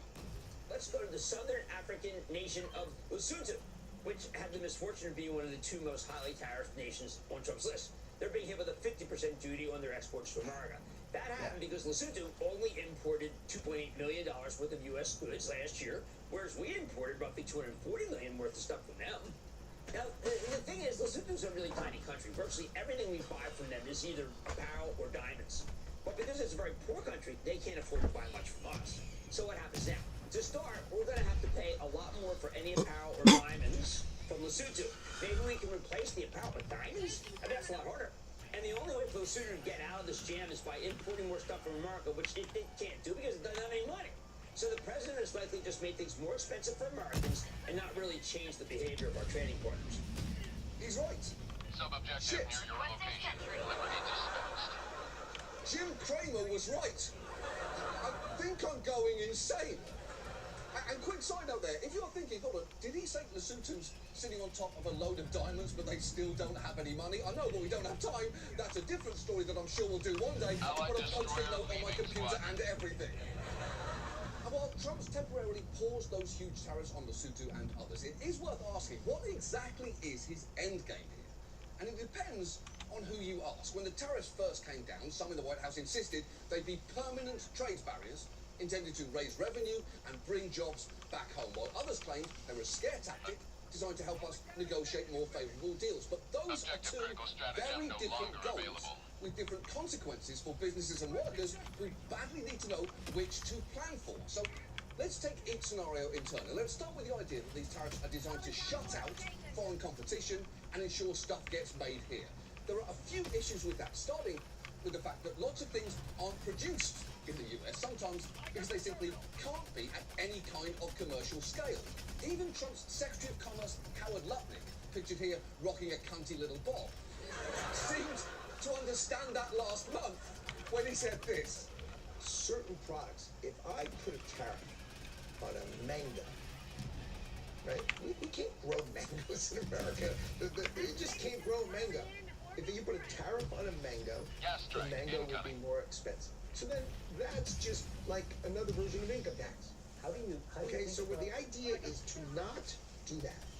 Right. But the problem is, when the tariffs were announced, mangoes weren't exempted, so we did do that. And sometimes it feels like the best way to ensure Trump does something is to tell him not to do it. He's like a toddler, both because his brain is unable to grasp negations and also because he has a short torso, huge head, always looks like he's about to fall over, and won't let anyone brush his hair. That same logic applies to other crops like coffee and bananas, but that is not all, because it's also not easy to make electronics here. Take the Nintendo Switch 2. The company paused pre-orders for it this week because they didn't know how it'd be affected, as this analyst explained. They got to figure out what they're going to get charged. Do they charge 50% more? Do they charge double? Do they even ship them? How much of this is made in the U.S.? None of it. None of it. That is a good point, but an even better delivery of it. I want that guy on hand to respond to all other situations. How much birthday cake is left in the break room? None of it. How much of the Severance Goats plot did you actually understand? None of it. How much of Trump's trade briefing did he genuinely read? None of it. And if you think, well, hold on, why don't we just build a Switch factory here? Well, when it comes to high-tech goods, key components have to be sourced from complex global supply chains. So it's not a matter of simply building a factory. There is a lot more to it. How much would it cost them to start manufacturing switches here in the U.S.? Tens of billions of dollars. Billions? That's because of a supply chain that's been built over decades. It would take 4 to 5 years to even build and get done a factory here in the U.S. And the reality is the assembly, the supply chains in Asia. If you just build a factory here in the U.S., where are you getting all the parts from? Still in Asia. Exactly. And some of those components are presumably about to be subjected to heavy tariffs. And quick side note, among the many things that I'm mad about right now is the fact that I have to spend time talking about how tariffs will impact the Switch instead of what I really want to talk about, which is that I only just learned the president of Nintendo in America is named Bowser. That man, I don't shit you even a tiny bit, is called Doug Bowser. Now, if you don't know, Bowser is quite famously the primary antagonist of Mario, the face of Nintendo. Now, in the comedy world, the president of Nintendo being named Doug Bowser is like someone gently setting a ball on a tee, handing you a bat and saying, please, have fun and swing away. But unfortunately, because this guy doesn't understand economics, I have to look at real Nintendo president Doug Bowser and say, sorry everyone, no time for that, we've got math to do. It's a truly sad state of affairs, or to put it another way. Oh, no! Exactly. The point is, if these tariffs stand, they can could have the opposite of the intended purpose, as some business owners might realise it's now cheaper to have a factory outside the US and not have to deal with tariffs. But let's say that despite all of that, we still want all those manufacturing jobs that we lost to come back home. First, as we discussed before, a lot of them simply don't exist anymore because they've been automated. And second, even if we wanted to build brand new factories, it's worth knowing these new tariffs mean higher material and equipment costs for manufacturers wanting to do that. And in fact, tariffs on building costs have already helped to kill a $300 million plastics recycling plant in Erie, Pennsylvania, which is a real shame for multiple reasons, including they would have helped make Erie, Pennsylvania known for something other than the town that boiled a Revolutionary War general's corpse in order to separate his flesh from his bones so they could ship him back to his hometown. The idea there being, they reassembled the skeleton once he was in his final gravesite, but you guessed it, some bones wound up falling out of the wagon on the trek, as bones are wont to do. It's an incredible story, and thanks to the full recycling plant, remains the only thing I will ever know about Erie, Pennsylvania. And even if we do end up bringing some manufacturing jobs home, you also have to factor in that other countries will put tariffs on our goods in return, which will hurt other industries. The current massive tariffs on China are incredibly worrisome for people like this soybean farmer in Tennessee. That trade relationship with China was built over decades and decades. Will Hutchinson, a fourth-generation Tennessee farmer, says he is very concerned. This is going to have an immediate and drastic impact to our ability to compete on the global marketplace for our goods that we produce here in this country. Yeah, that literal soy boy is right.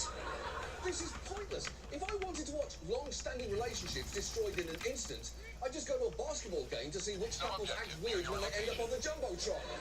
You can enjoy relationships falling apart without jeopardizing the global economy. And at this point, I'm sure some Trump supporters are saying, well, these were never intended to be permanent. It's that second possibility that you mentioned earlier, that the tariffs were always just a way to give Trump leverage to renegotiate bad trade deals. And after he announced that 90-day pause, that was definitely the message getting sold. This is the art of the deal. This shows how strong our president is. A huge win for the president, a huge win for the country, his biggest accomplishment of the second term. Trump won. He's doing exactly what he said he would do. He's a genius in negotiating. He is very calculating in how he negotiates. He understands the art of the deal better than anyone. And he's gotten results in a very short period of time. I don't know what's more desperate there, the shameless sucking up or the needs to put the words, "we told you not to freak," at the bottom of the screen, which is funny coming from Fox News of all places, considering most of their broadcasts feature messages like, why you should absolutely freak about the green M&M. But let's at least consider the possibility this was all about gaining leverage for negotiating new deals. That was definitely the White House's spin after the pause was announced, with Trump's Treasury Secretary claiming it had happened because the tariffs brought more than 75 countries forward to negotiate. But a couple of things about that. First, the White House said it will not be releasing a list of the countries that had allegedly done that, so, you know. And remember, Trump's openly admitted the key reason for his clampdown was people got the yippies. And remember, even with the pause, we still have 10% tariffs on nearly every country in the world, which is still massively disruptive, both to them and to us. And that includes countries like Singapore, where we're going to struggle to get a much better deal, given that we face no tariffs there and actually have a trade surplus. And I'm not saying there aren't countries where we have legitimate trade disputes, because there are, most notably China, where there are major issues from their heavy subsidies for homegrown industries to their theft of US companies' intellectual property. Resolving those issues is difficult. It requires diplomacy and a coordinated strategy with our allies. But instead, we've alienated those allies and are going into any future negotiation having provoked China into putting massive tariffs on our goods too. But don't worry, because Trump's charismatic Treasury Secretary doesn't seem to think they're going to be able to hurt us at all. It was a big mistake, this Chinese escalation, because they're playing with a pair of twos. We are the deficit country. So what do we lose by the Chinese raising tariffs on us? We export 1/5 to them of what they export to us. So that is a losing hand for them. Setting aside That playing with a pair of two sounds like how you describe a threesome with Don Jr. and Eric. That is incredibly simplistic because it ignores that China's leverage in a negotiation isn't confined to just tariffs. It can hurt us in other ways too, including by cutting off access to rare earth elements we may badly need. And before you think rare earth elements are just some fancy powder Gwyneth Paltrow adds to a morning smoothie to enhance vaginal wellness, you should know they're actually essential for everything from wind turbines to computer chips to F-35 stealth fighter jets. And incredibly, that Whoville tax accountant wasn't even the most reckless player in the Trump administration's messaging to China this week, because J.D. Vance, true to form, was even more of a dick. What has the globalist economy gotten the United States of America? And the answer is fundamentally it's based on two principles: incurring a huge amount of debt to buy things that other countries make for us. And to make it a little bit more crystal clear. Tagging map, southwest, 200 meters. Objective located, southwest.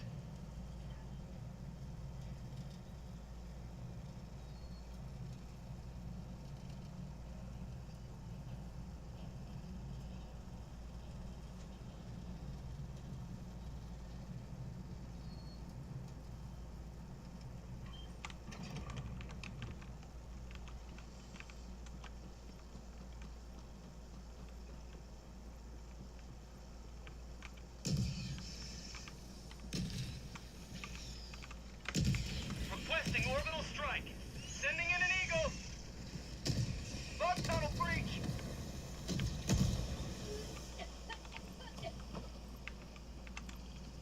Terminating hive structure destroyed.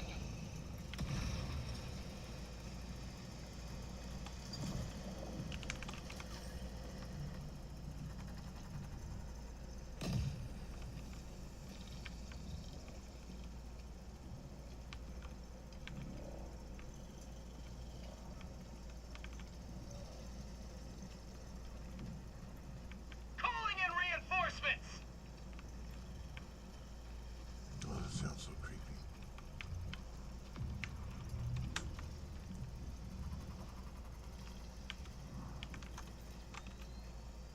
Requesting fortifications. Dropping a pin, southwest, 100 meters. I got the terminal.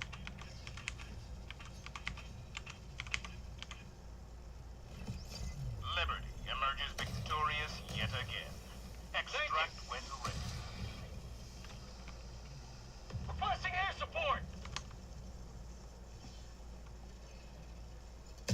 Tagging map, southwest, far.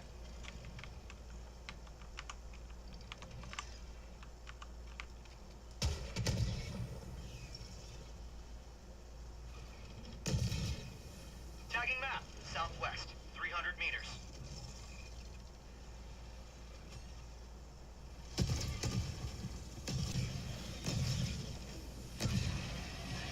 Bug hive spotted. Prepare to exterminate. Terminate outpost purge. Sending in an eagle. Tagging map, east, 100 meters. Damn, he's clearing a lot of mines. Dropping a pin, southeast, far. Extraction is available.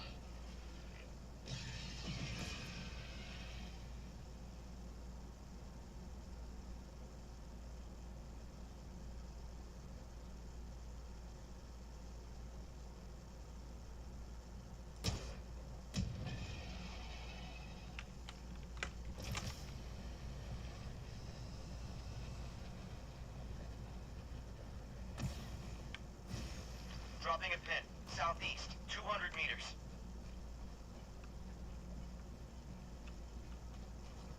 Found something! Requesting air support!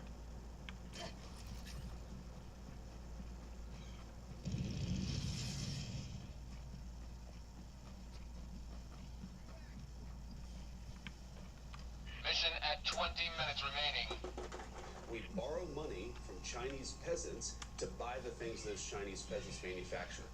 I know it is hard to take from someone with this accent, but you are really not supposed to use the word peasants anymore. That is incredibly insulting, especially coming from the man who, remember, is next in line to run the country if anything were to happen to Elon Musk. So it is no wonder those comments went down pretty badly in China. The government's response? Swift and scathing. It's both astonishing and lamentable to hear this vice president make Calling in such extraction. ignorant and disrespectful remarks. On China's tightly controlled internet, government censors are allowing Extraction shuttle Vance's inbound. interview to go viral, amplifying the outrage, igniting anger and sarcasm. Have you said thank you for the money we lent you? A reference to China being the second largest foreign holder of U.S. government debt, and that infamous Oval Office exchange with Ukraine's president. Yeah, that's a pretty solid burn.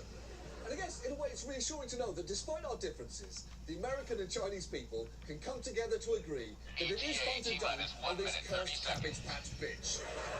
And look, you can say, well, that's all well and good, but I still trust Trump to make a deal. But here's the thing. We actually know what happens when he starts a trade war, because remember, he did a version of this in his first term, and it didn't go great. If you look back at his tariffs back then, protecting specific products and industries like washing machines and steel, they might have worked in a narrow sense by creating modest job gains. They're credited with creating or saving several thousand jobs in the steel industry and creating around 1,800 jobs manufacturing washing machines. But in the broader sense, those jobs cost us a lot.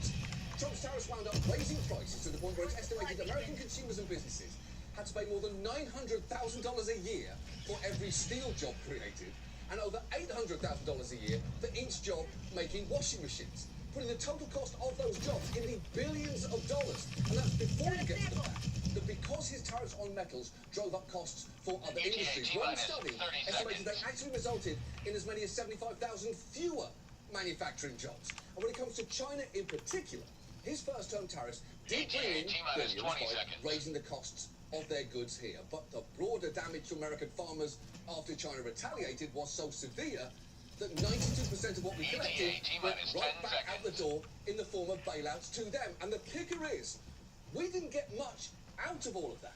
Because after a trade agreement was reached, Trump excitedly bragged he got China to commit to purchase an additional $200 billion in U.S. products. But meta-analysis showed it effectively bought none of those goods. None of them. But please, don't worry. I'm sure Trump definitely learned his lesson. This time, he's going to get an empty promise for $500 billion. Fool him once, shame on him. Fool him twice, that's basically what everyone does. And remember, Trump's first-term tariffs are absolutely dwarfed by what he's done over the last 2 weeks. And it's not like he's negotiating Hold up, wait on echo. from a particularly strong position right now, because everyone knows he just blinked. The bond market's got the yippies, and he blinked. And again, it's good that that happened. I'm glad he blinked. But it's weird to claim it's a brilliant negotiating tactic when you've already backed down before a single deal is reached. And the thing is, this could all cost us an awful lot, because maybe the most striking thing over the past 2 weeks has been the degree to which it's become clear the world's trust in America has been shattered. This isn't just the ordinary give and take of negotiations. Countries are openly saying things are different now. Canada's Prime Minister actually summed it up pretty well the day after Trump's initial round of tariffs were announced. The global economy is fundamentally different today Countdown than it was initiated. yesterday. Stand by for takeoff. The system of global trade anchors on the United States. Extraction complete. Canada has Pelican 1 beginning relied ascent. on since the end of the Second World War. A system that, while not perfect, has helped to deliver prosperity for our country for decades, is over. Well, this is a tragedy. It is also the new reality. Wow, that is a bleak thing to hear. Tragedy is the new reality is a grim summation of the state of world affairs, but also, I'm just going to say it, kind of a fucking bar. Honestly, you slap that tag on a new Fall Out Boy album, the girls are going feral. And it's not just world leaders. Investors are making it clear they no longer have the trust they once did in the stability of the American economy. Usually, when the stock market drops, the market for US government bonds improves because they're seen as a safe investment. This week, though, they both went down, which is a terrible sign. As one economist put it, investors and central banks are selling treasuries and dollars due to a loss of confidence and credibility in American assets. Financial chaos has its cost. That is bad. And by the way, that is from Friday after the pause was announced. And that is the thing. Well, everyone may want to pretend that this crisis is past us. It's just not. Even Chuck Schumer seemed to miss that point when he tweeted out, History will remember April 9th, 2025 as America's actual Liberation Day, the day that President Trump backed down from his ridiculous tariff fiasco. But it's not over, Chuck. We dodged a bullet, but the monkey still has a gun. And incidentally, if anyone watching this is close to Chuck Schumer right now, please take his phone, take it out of his hand, and throw it into the fucking ocean. So what do we do? Well, ideally, Congress would realize just how close we came to financial Armageddon and take away the president's power to unilaterally impose tariffs. There's actually a bill in Congress right now, co-sponsored by Chuck Grassley, that would require the White House to justify tariffs and then give lawmakers the opportunity to reject them within 60 days of enactment, which seems more than reasonable. The problem is, you're going to need 67 votes to beat a presidential veto, and Republicans like Senator John Kennedy are refusing to sign on using this logic. I have not joined the Grassley bill. I'm not likely to join the Grassley bill. The Grassley bill will not pass, and I just think it's a distraction. The most immediate question for me is, the president is a pit bull. He's won. He's caught the car. The question is, what's he going to do with the car? A shitty answer in so many different ways, but the main one is the whole idiom, the dog that caught the car, is based on the fact dogs have no plan for what to do after they catch it. That is damning enough alone. No one says he's like the dog that caught the car as phase one of the dog's long-term strategy to reshore manufacturing. Also, you're a co-equal branch of government. It is your job to stop that dog, not stand back and say, I don't know, guys, let him cook. There's always the chance of an Airbud situation here. Look, I don't know where things are going to go next. We're taping this on Saturday. Who knows The operation what happens between now and when you are seeing this? Maybe Trump will have rolled the tariffs back even further. Maybe he'll have put even bigger new ones on mangoes. What is clear is that he's destabilizing our economy with no real plan of action. And all I'll say is, if our next episode opens up with me sitting next to a chart of the NASDAQ and Miss Piggy, it means we are fucked. Mission coordinates locked. Hellpods fried.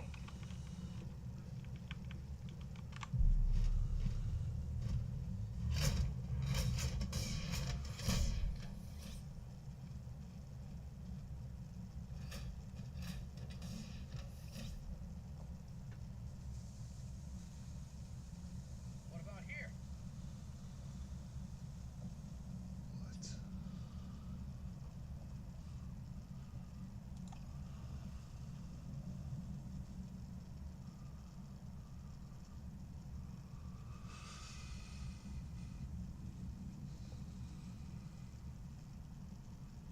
Okay, this sounds like something I like.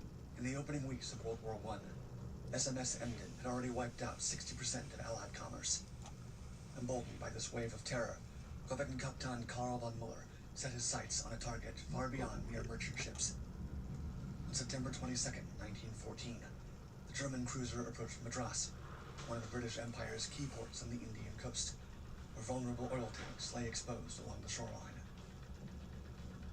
Under cover of darkness, the Emden silently glided toward the well-lit harbor, its 4.1-inch guns trained on the massive containers. As searchlights pierced the night, revealing the defenseless shoreline facilities, the command rang out. The guns roared. The first salvos fell short, but the third found its mark. An explosion rocked the harbor as 5,000 tons of oil erupted into a fiery cloud. Amid the flames, von Muller stood silent at the bridge. He was simultaneously filled with excitement and dread in what was yet to come. A single German cruiser had just forced the mighty British Admiralty to hunt them down. It was about to be 14 versus 1. And that was secretly what he'd been wanting all along. A new ship. At the dawn of the 20th century, Germany was a rising empire whose ambitions extended far beyond Europe into the Pacific. To defend its foothold in the region, Britain relied on the German East Asia Squadron, a fleet designed to project power in a world dominated by the legendary fearsome Royal Navy. Stationed in Tsingtao, China, the squadron was led by Konter-Admiral Maximilian von Spee, a seasoned commander whose fleet was fast, mobile, and dangerous, a mix of armored and light cruisers and others. But in the age of steam, warship was chained to its fuel supply, and without coal, even the most powerful fleet was nothing more than floating hunks of steel waiting to be hunted down. The fate of all With war looming, humanity's children the are Allies in wouldn't your let Germany's stronghold in China Do not stand let for them long. fall. But among von Spiee's fleet was a ship that wouldn't rely on a whole battle group to make her mark.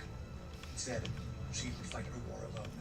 In 1913, Korvettenkapitän Karl von Muller, a career officer with 23 years in the German Navy, took command of SMS Emden, a sleek Dresden-class light cruiser displacing 3,500 tons. A disciplined and sharp skipper, known for his calm and calculated leadership, Muller had the complete confidence of his crew. At his side was his second-in-command, Captain Lieutenant Helmut von Mucke, whose chaotic boldness balanced the captain's precision. During the summer of 1914, with newspapers printing endless headlines about bubbling hostilities all across Europe, life on the colony of Tsingtao, where Emden sat anchor, carried on as usual. That June, British cruiser HMS Minotaur arrived in port, bringing an air of camaraderie rather than conflict. The visit became an elaborate affair, hosted by the German East Asia Squadron, where officers and sailors from both navies mingled at a grand banquet. Laughter filled the halls all night, and toasts were raised to shared seas rather than battle lines. The two crews squared off, friendly competitions of different sports in the following days. Between the rivalry and revelry, as Minotaur prepared to depart Tsingtao, no one expected Britain and Germany would ever be enemies. The war is on. Yet, as the celebrations faded over the coming days, Under Admiral Spee ordered the veteran sailors aboard many of his ships to be replaced by fresh recruits, and training became the utmost priority. The men got quickly accustomed to operating 25-knot maximum speed ships in their mechanics and their 10 4.1-inch naval guns, supplemented by 9 5-pounder guns, 4 machine guns, and 2 torpedo. On June 28, 1914, when Archduke Franz Ferdinand, heir to the Austro-Hungarian throne, was assassinated in Sarajevo by Gavrilo Princip, a Bosnian Serb nationalist. The regional crisis quickly spiraled as alliances were activated and ultimatums were issued. Within weeks, Europe was in conflict. What came to be known as the Great War, World War I, had barely begun when Emden went hunting for the very first time. Patrolling off the Korean peninsula in the early hours of August 4th, the German cruiser's lookout spotted movement on the horizon, the unmistakable shape of 4 long and lean funnels. Suspecting this might be the Russian-protected cruiser Objective nearby, a warship and a prize well worth taking, a sudden call to action ran across Emden's decks. The spotlight swept across the waves, the crew scrambled to their stations, and gunners trained their weapons on the distant ship. Captain Karl von Muller gave the order to intercept. SMS Emden surged forward, engines firing at full power, shrinking the range between them. When the Russians refused to stop, the German ship let loose a series of powerful warning shots until the Russian captain gave in. However, when a boarding party from Emden jumped onto the target, they realized they had not overtaken the cruiser Oswald, but rather the 3,500-ton Russian merchant ship Ryazan. Despite not carrying valuable cargo, Muller wasn't about to let the fast modern vessel go. At dawn on August 6th, both ships steamed to Tsingtao, the German war flag now flying over Ryazan's deck. Within weeks, the captured vessel was repainted, refitted, reborn under a new name, SMS Kromer. She took on a new purpose as a raider in Germany's growing war at sea. The Lonesome Raider. The Great War barely a week old. On August 13th, Admiral von Spee, despite his decades of experience, found himself in a predicament. His German East Asia squadron, composed of 2 armored cruisers, 4 light cruisers, and 3 supply ships, was far from home, cut off from their coal reserves, and already overworked. Without fuel, remaining in the region would mean certain destruction once Allied forces closed in. Instead, he set his sights on the Eastern Pacific, where the neutral ports of South America could provide coal, and British merchant vessels would offer easier targets. Rather than leaving the Western Pacific entirely in Allied hands, von Spee ordered SMS Emden to stay behind, the Lone Raider's only company being the supply ship Marcavania, carrying 6,000 tons of coal and acting as her lifeline in the vast ocean. But the coal wouldn't last forever. If Emden wanted to keep sailing, she would have no choice but to hunt. The very next day, Emden and Marcavania set off on our independent raiding mission in the Indian Ocean. But as the cruiser set off into open waters, Captain Muller knew survival meant more than speed and firepower. It would take deception.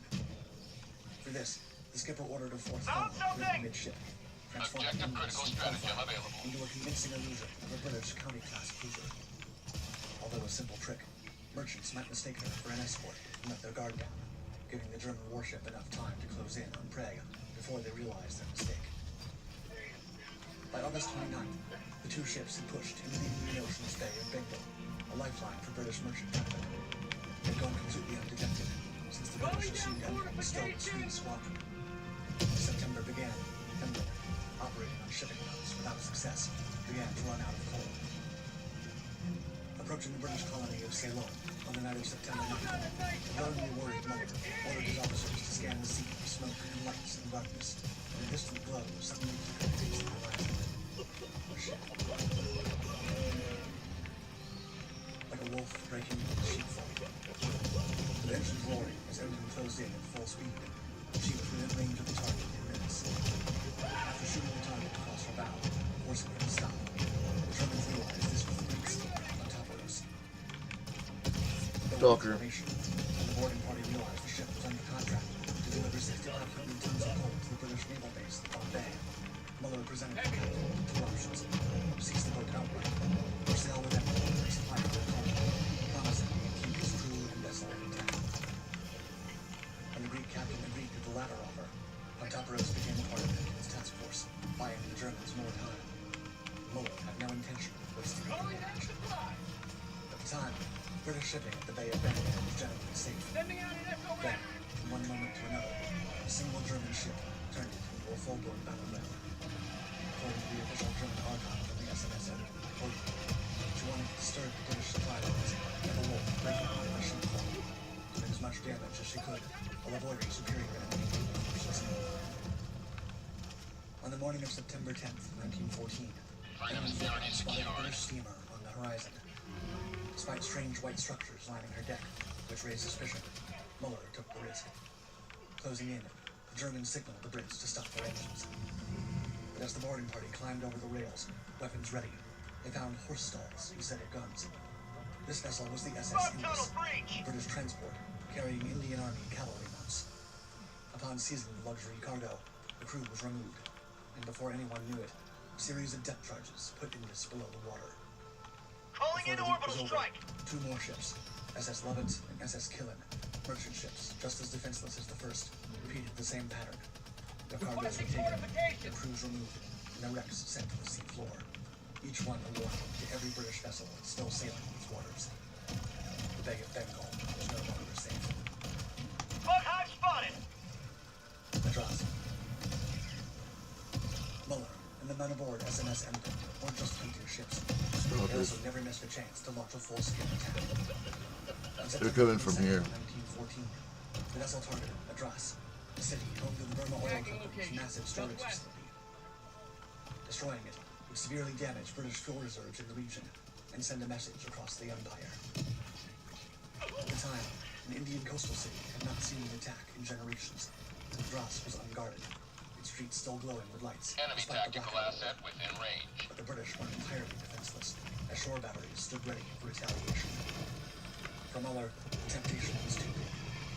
As Emden glided toward the coastline, preparing to strike just before it came to land, the ship slowed to a crawl, less than 2 miles off the coast. Before striking, the skipper reminded his gunners to be very careful, so that not a single shell would hit the city beyond the target. Bug hole on my The first position. shots missed their mark, one soaring too far, the other striking the shore. The crew adjusted, knowing the next would count. The third shell hit, rupturing a tank, sending oil surging out. Moments later, fire erupted, lighting up the harbor of Madras. Requesting orbital Before strike! ending, sailors erupted in cheers. With Madras now awake, Calling in orbital Emden's strike! gunners adjusted their aim. One salvo slammed right into a sinking tank, Outpost which turned destroyed. out to be empty. But as the next shell tore through the well-stocked storage yard, thick smoke swallowed the sky, burning no less than 5,000 tons of oil within minutes. Tagging map, southeast, 200 meters. The British shore batteries opened up, sending shells whistling toward the sea. But their efforts were too little and too late, and Emden held her course back into the ocean, completely unfazed, as the salvo splashed into the water. Around them, Madras burned violently. Panic gripped the city. Mission People at fled 30 into the streets, minutes remaining. fearing more action. No one had expected a warship to strike their coast. The Brits and the entire world had just witnessed something they weren't prepared to admit. There was a new ship reigning over the Indian Ocean. The most chivalrous enemy. By the time Emden attacked Madras on September 22nd, 1914, she'd already sunk and captured 10 ships. But despite racking up victory after victory, there was one thing Captain Muller never abandoned: gallantry. Every single time the Emden took a prize, her crew treated captives with dignity.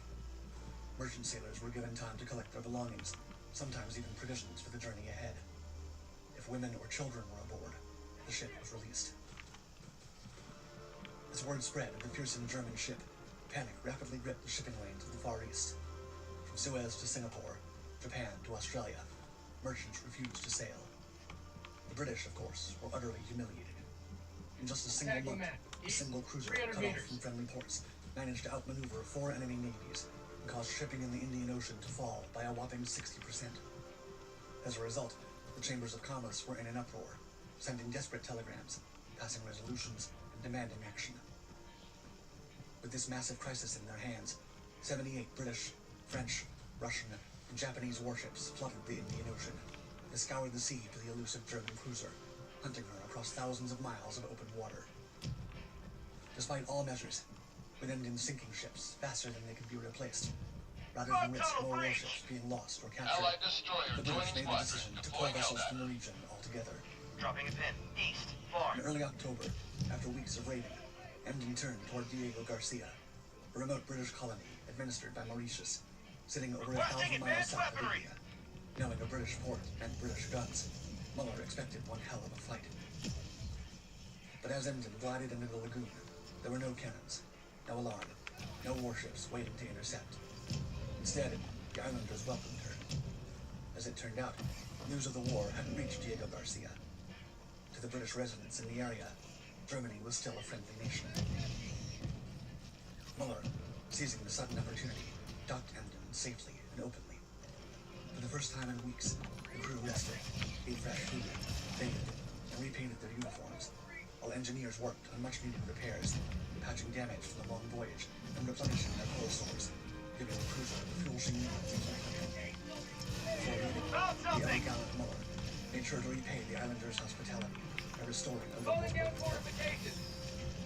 By the time Emden sailed out after nearly a week, she was as good as new and ready to strike again. Steaming north toward the Laccadive Islands, Emden struck again, sinking 5 more steamers, including the Tasmanian treasure, and captured another large colony in mid-October. Then, she vanished. Weeks later, more than 1,700 miles from her last reported sighting, she finally reappeared, according to the United States Naval Institute, quote, in a manner spectacular enough to please the most jaded imagination. Friend or foe? Towards the end of October, Muller set his sights on Penang, a strategic port in British-controlled Malaysia. A vital stop along Allied trade routes, the harbor was home to merchant traffic, warships, and supply depots, a tempting target, especially since its defenses were minimal. At early dawn, October 29th, an unusual bustle of tugs, launches, and sampans was absent. Mostly, everyone was still asleep. There, a heavy tropical mist clung to the water, slowly lifting like a curtain one about to witness chaos. Through the early morning haze, Emden's lookout spotted a warship sitting in the harbor, her lights still burning. It was the Russian cruiser Zemtro, veteran in Penang for boiler repairs. With only one of them operational, this meant she couldn't sail, couldn't maneuver, and worse, her ammunition hoists weren't powered. She was the perfect target. Aboard the Russian cruiser Zemtro, the quartermaster on board took notice of a steamer emerging from the east. Though she was a blur in the dim light in the distance, to the trained eye, this was no merchant vessel, but a warship. Through the spyglass, the shape became more apparent. A 2-masted cruiser with 4 funnels, a profile all British warships shared. Believing there was no reason for concern, the quartermaster breathed a sigh of relief. This had to be HMS Yarmouth, known to be in the area. While the officer briefly considered sounding the alarm, the quiet stillness of the morning made the thought seem absurd. Indeed, no enemy would dare strike here. With quiet confidence, the incoming warship continued toward its anchorage, closing within just 300 yards of Central. Aboard the newcomer, every man was awake. Requesting air support. Aboard the Russian vessel, however, Outpost cleared. the deception unraveled in an instant as the German engine shot up the mast, and only a moment later, Emden's broadside erupted, the first salvo crashing into Zentrug's exposed hull at point-blank range. Aboard the Russian cruiser, confusion turned to horror as enemy shells tore through steel, ripping into the decks, the explosion sending half-asleep sailors scrambling from their bunks. Calling in orbital strike. Whose impact shuddered right through her hull. A powerful and crushing detonation sent a wall of water and flame skyward. A second salvo followed, then another, making the harbor alive with panic and sheer chaos. Though the crew tried to return fire, Extraction it is was already available. too late. Zemtrug was sinking. As the vessel listed heavily, her stern dipping toward the sea, the eerie and beautiful mist that drifted across Penang at dawn had been replaced by a thick, rolling curtain of black smoke that, when it began to clear, revealed only Zemtrug's mast floating above the water, while her scattered survivors shouted in the midst of the wreckage. Through the chaos, only 15 minutes after making first contact, Emden was already slipping away. Before leaving Penang, however, Emden also sank Musquet, a French destroyer, stopping only long enough to pick up her survivors. After this, the elusive German raider, despite a speedy chase from two nearby French destroyers, once again disappeared into the high seas. Not until November 9th was she again heard of. Once again, a tropical island was the object of her attention. Cocos Islands. Emden's next target was the Cocos Islands, a remote British-controlled atoll deep in the Indian Ocean. Though the location itself meant little, but sadly it was invaluable. A high-priority undersea cable and radio station, a lifeline for British communications across the Indian Ocean that connected Australia, India, Africa, and beyond. On November 9th, 1914, Muller and his crew had been monitoring radio traffic and believed no enemy warships were close enough to interfere. Unknown to them, an Allied troop convoy was just 55 miles away, steaming under strict radio silence with a powerful escort. With Emden was her coal ship, Borisk, a British vessel captured earlier, which Muller ordered to wait nearby, while Emden moved in for the attack. Just after dawn, second-in-command Captain Lieutenant Helmut von Moltke led a 50-man landing party in 3 boats, carrying rifles and demolition charges, heading to shore on Direction Island to destroy the vital structures with their own hands. Most of Emden's top gunners were alone, ensured the job was done fast. Just then, as a single Chinese worker spotted Emden, he sprinted at full speed toward the telegraph station, breathless as he burst inside and typed in Morse code, quote, SOS, Emden here. Muller heard the distress call the moment it was sent and immediately barked orders to jam the signal. But it was too late, as the message was already racing through the undersea cable and across the airwaves. British warships would soon be on their way. The captain pressed on. Emden held position offshore, while on Direction Island, von Moltke's landing party worked undisturbed, all completely unaware that time was running out. Approximately 1,800 miles away from Emden, the British ship Extraction request confirmed. part of the Shuttle Royal Navy's inbound. broader hunt for German commerce raiders in the Indian Ocean, was the first to receive the distress signal. Only 5 months before, many of the men aboard the ship shared drinks with Emden's crew in Tsingtao. While her guns were more than capable of taking down the German raider, with her top speed of 23 knots, she could never catch a more agile enemy.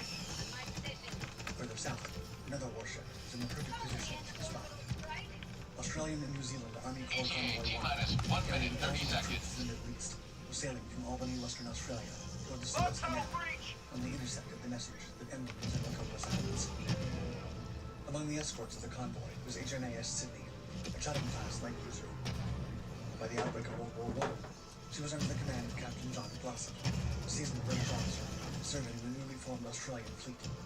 Up to this point, Sydney had spent most of the war escorting troop convoys across the Indian Ocean, ensuring safe passage to thousands of soldiers. She had yet to see combat. That was about to change. Faster, better, stronger. Bigger, faster, more heavily armed than Emden, she was precisely the type of ship for the job. And within moments, HMAS Sydney was turning hard, her engines roaring, as she sailed at full speed toward the unsuspecting German enemy. As Emden held position offshore, von Mucke's landing party worked quickly, smashing equipment and setting charges inside the telegraph station, while the German cruiser remained near the harbor entrance, keeping watch. At 8:45 a.m., with his engines growing at a rapid pace, Muller signaled for the landing party to return, raising flags and blaring the ship's siren. But as minutes dragged by, von Mucke and his men were still ashore and focused on their work, oblivious to the danger closing in. Just after 9 a.m., Lookout spotted a warship racing over the horizon. Knowing this could not be a patrol ship or a fearsome enemy, Muller didn't hesitate. With his order, Falcon 1, landing in progress. She turned away and headed for the open ocean, leaving 50 of her own men stranded on the island. Only 15 minutes later, the realization hit. This wasn't a risk. An enemy cruiser coming straight for them. As everyone rushed to their stations, Muller turned to his gunnery officers, demanding firing solutions. That's when it hit him. All 10 men trained to aim and fire Emden's primary batteries were still ashore, cut off with no way back. Now, there was nothing left but to try and fight back. Right at the harbor entrance, Emden struck first, sending a salvo straight at the approaching Australian warship, just before Muller turned hard, trying to escape. The shell slammed into Sydney's superstructure, damaging both fire control stations and destroying one of her rangefinders. A solid hit, but not enough to slow her down. Then the chase began. Sydney's 6-inch guns had the range advantage, and Emden's fire was falling short. Muller's gunners worked fast, but the Australian cruiser was already closing in. By the time she angled into position and brought her full broadside to bear, Emden was already in trouble. Echo, what are you doing? Come on, let's go. Ripped through the funnel, sending crushed metal clattering onto the deck. Then, in quick succession, a mast came crashing down, followed by a second funnel, torn away by the Australian gunners. The fire then rapidly spread aft, smoke pouring into the sky as the once free frame was reduced to a battered wreck. Calling down a support weapon! With no hope of escape, Emden turned north, running aground on a reef. Her hull shuddered as she slammed into the coral. Close. Even then, as flames consumed her frame, she refused to go quietly. With one operational gun left, Emden's guns roared again. One salvo, and another, and a third, until at last the German flag came down, marking the first Australian victory of the war. With it, the reign of the most feared whaler in the Indian Ocean was over. Raising flags and blaring the ship's siren. But as minutes dragged by, von Mucke and his men were still ashore, focused on their work, oblivious to the danger closing in. Just after 9 a.m., Lookout spotted a warship racing over the horizon. Knowing this could either be their coal ship or a fearsome enemy, Muller didn't hesitate. With his order, Emden's engines fired, but she turned away and headed for the open ocean, leaving 50 of her own men stranded on the island. Countdown initiated. Stand by for takeoff. Reinforcement budget depleted. But an enemy cruiser. Extraction complete. Pelican 1 beginning ascent. Everyone rushed to their stations. Muller turned to his gunnery officers, demanding firing solutions. That's when it hit him. Victory was All never 10 in men doubt. trained to aim and fire Emden's primary batteries were still ashore, cut off with no way back. Now, there was nothing left but to try and fight back. Wait. Right at the harbor entrance, and at 8:45 a.m., with his unease growing at a rapid pace, Muller signaled for the landing party to return, raising flags and blaring the ship's siren. But as minutes dragged by, von Mucke and his men were still ashore and focused on their work, oblivious to the danger closing in. Just after 9 a.m., Lookout spotted a warship racing over the horizon. Knowing this could either be their coal ship or a fearsome enemy, Muller didn't hesitate. With his order, Emden's engines fired as she turned away and headed for the open ocean, leaving 50 of her own men stranded on the island. Only 15 minutes later, the realization hit. This wasn't Boresk, but an enemy cruiser coming straight for them. As everyone rushed to their stations, Muller turned to his gunnery officers, demanding firing solutions. That's when it hit him. All 10 men trained to aim and fire Emden's primary batteries were still ashore, cut off with no way back. Now, there was nothing left but to try and fight back. Right at the harbor entrance,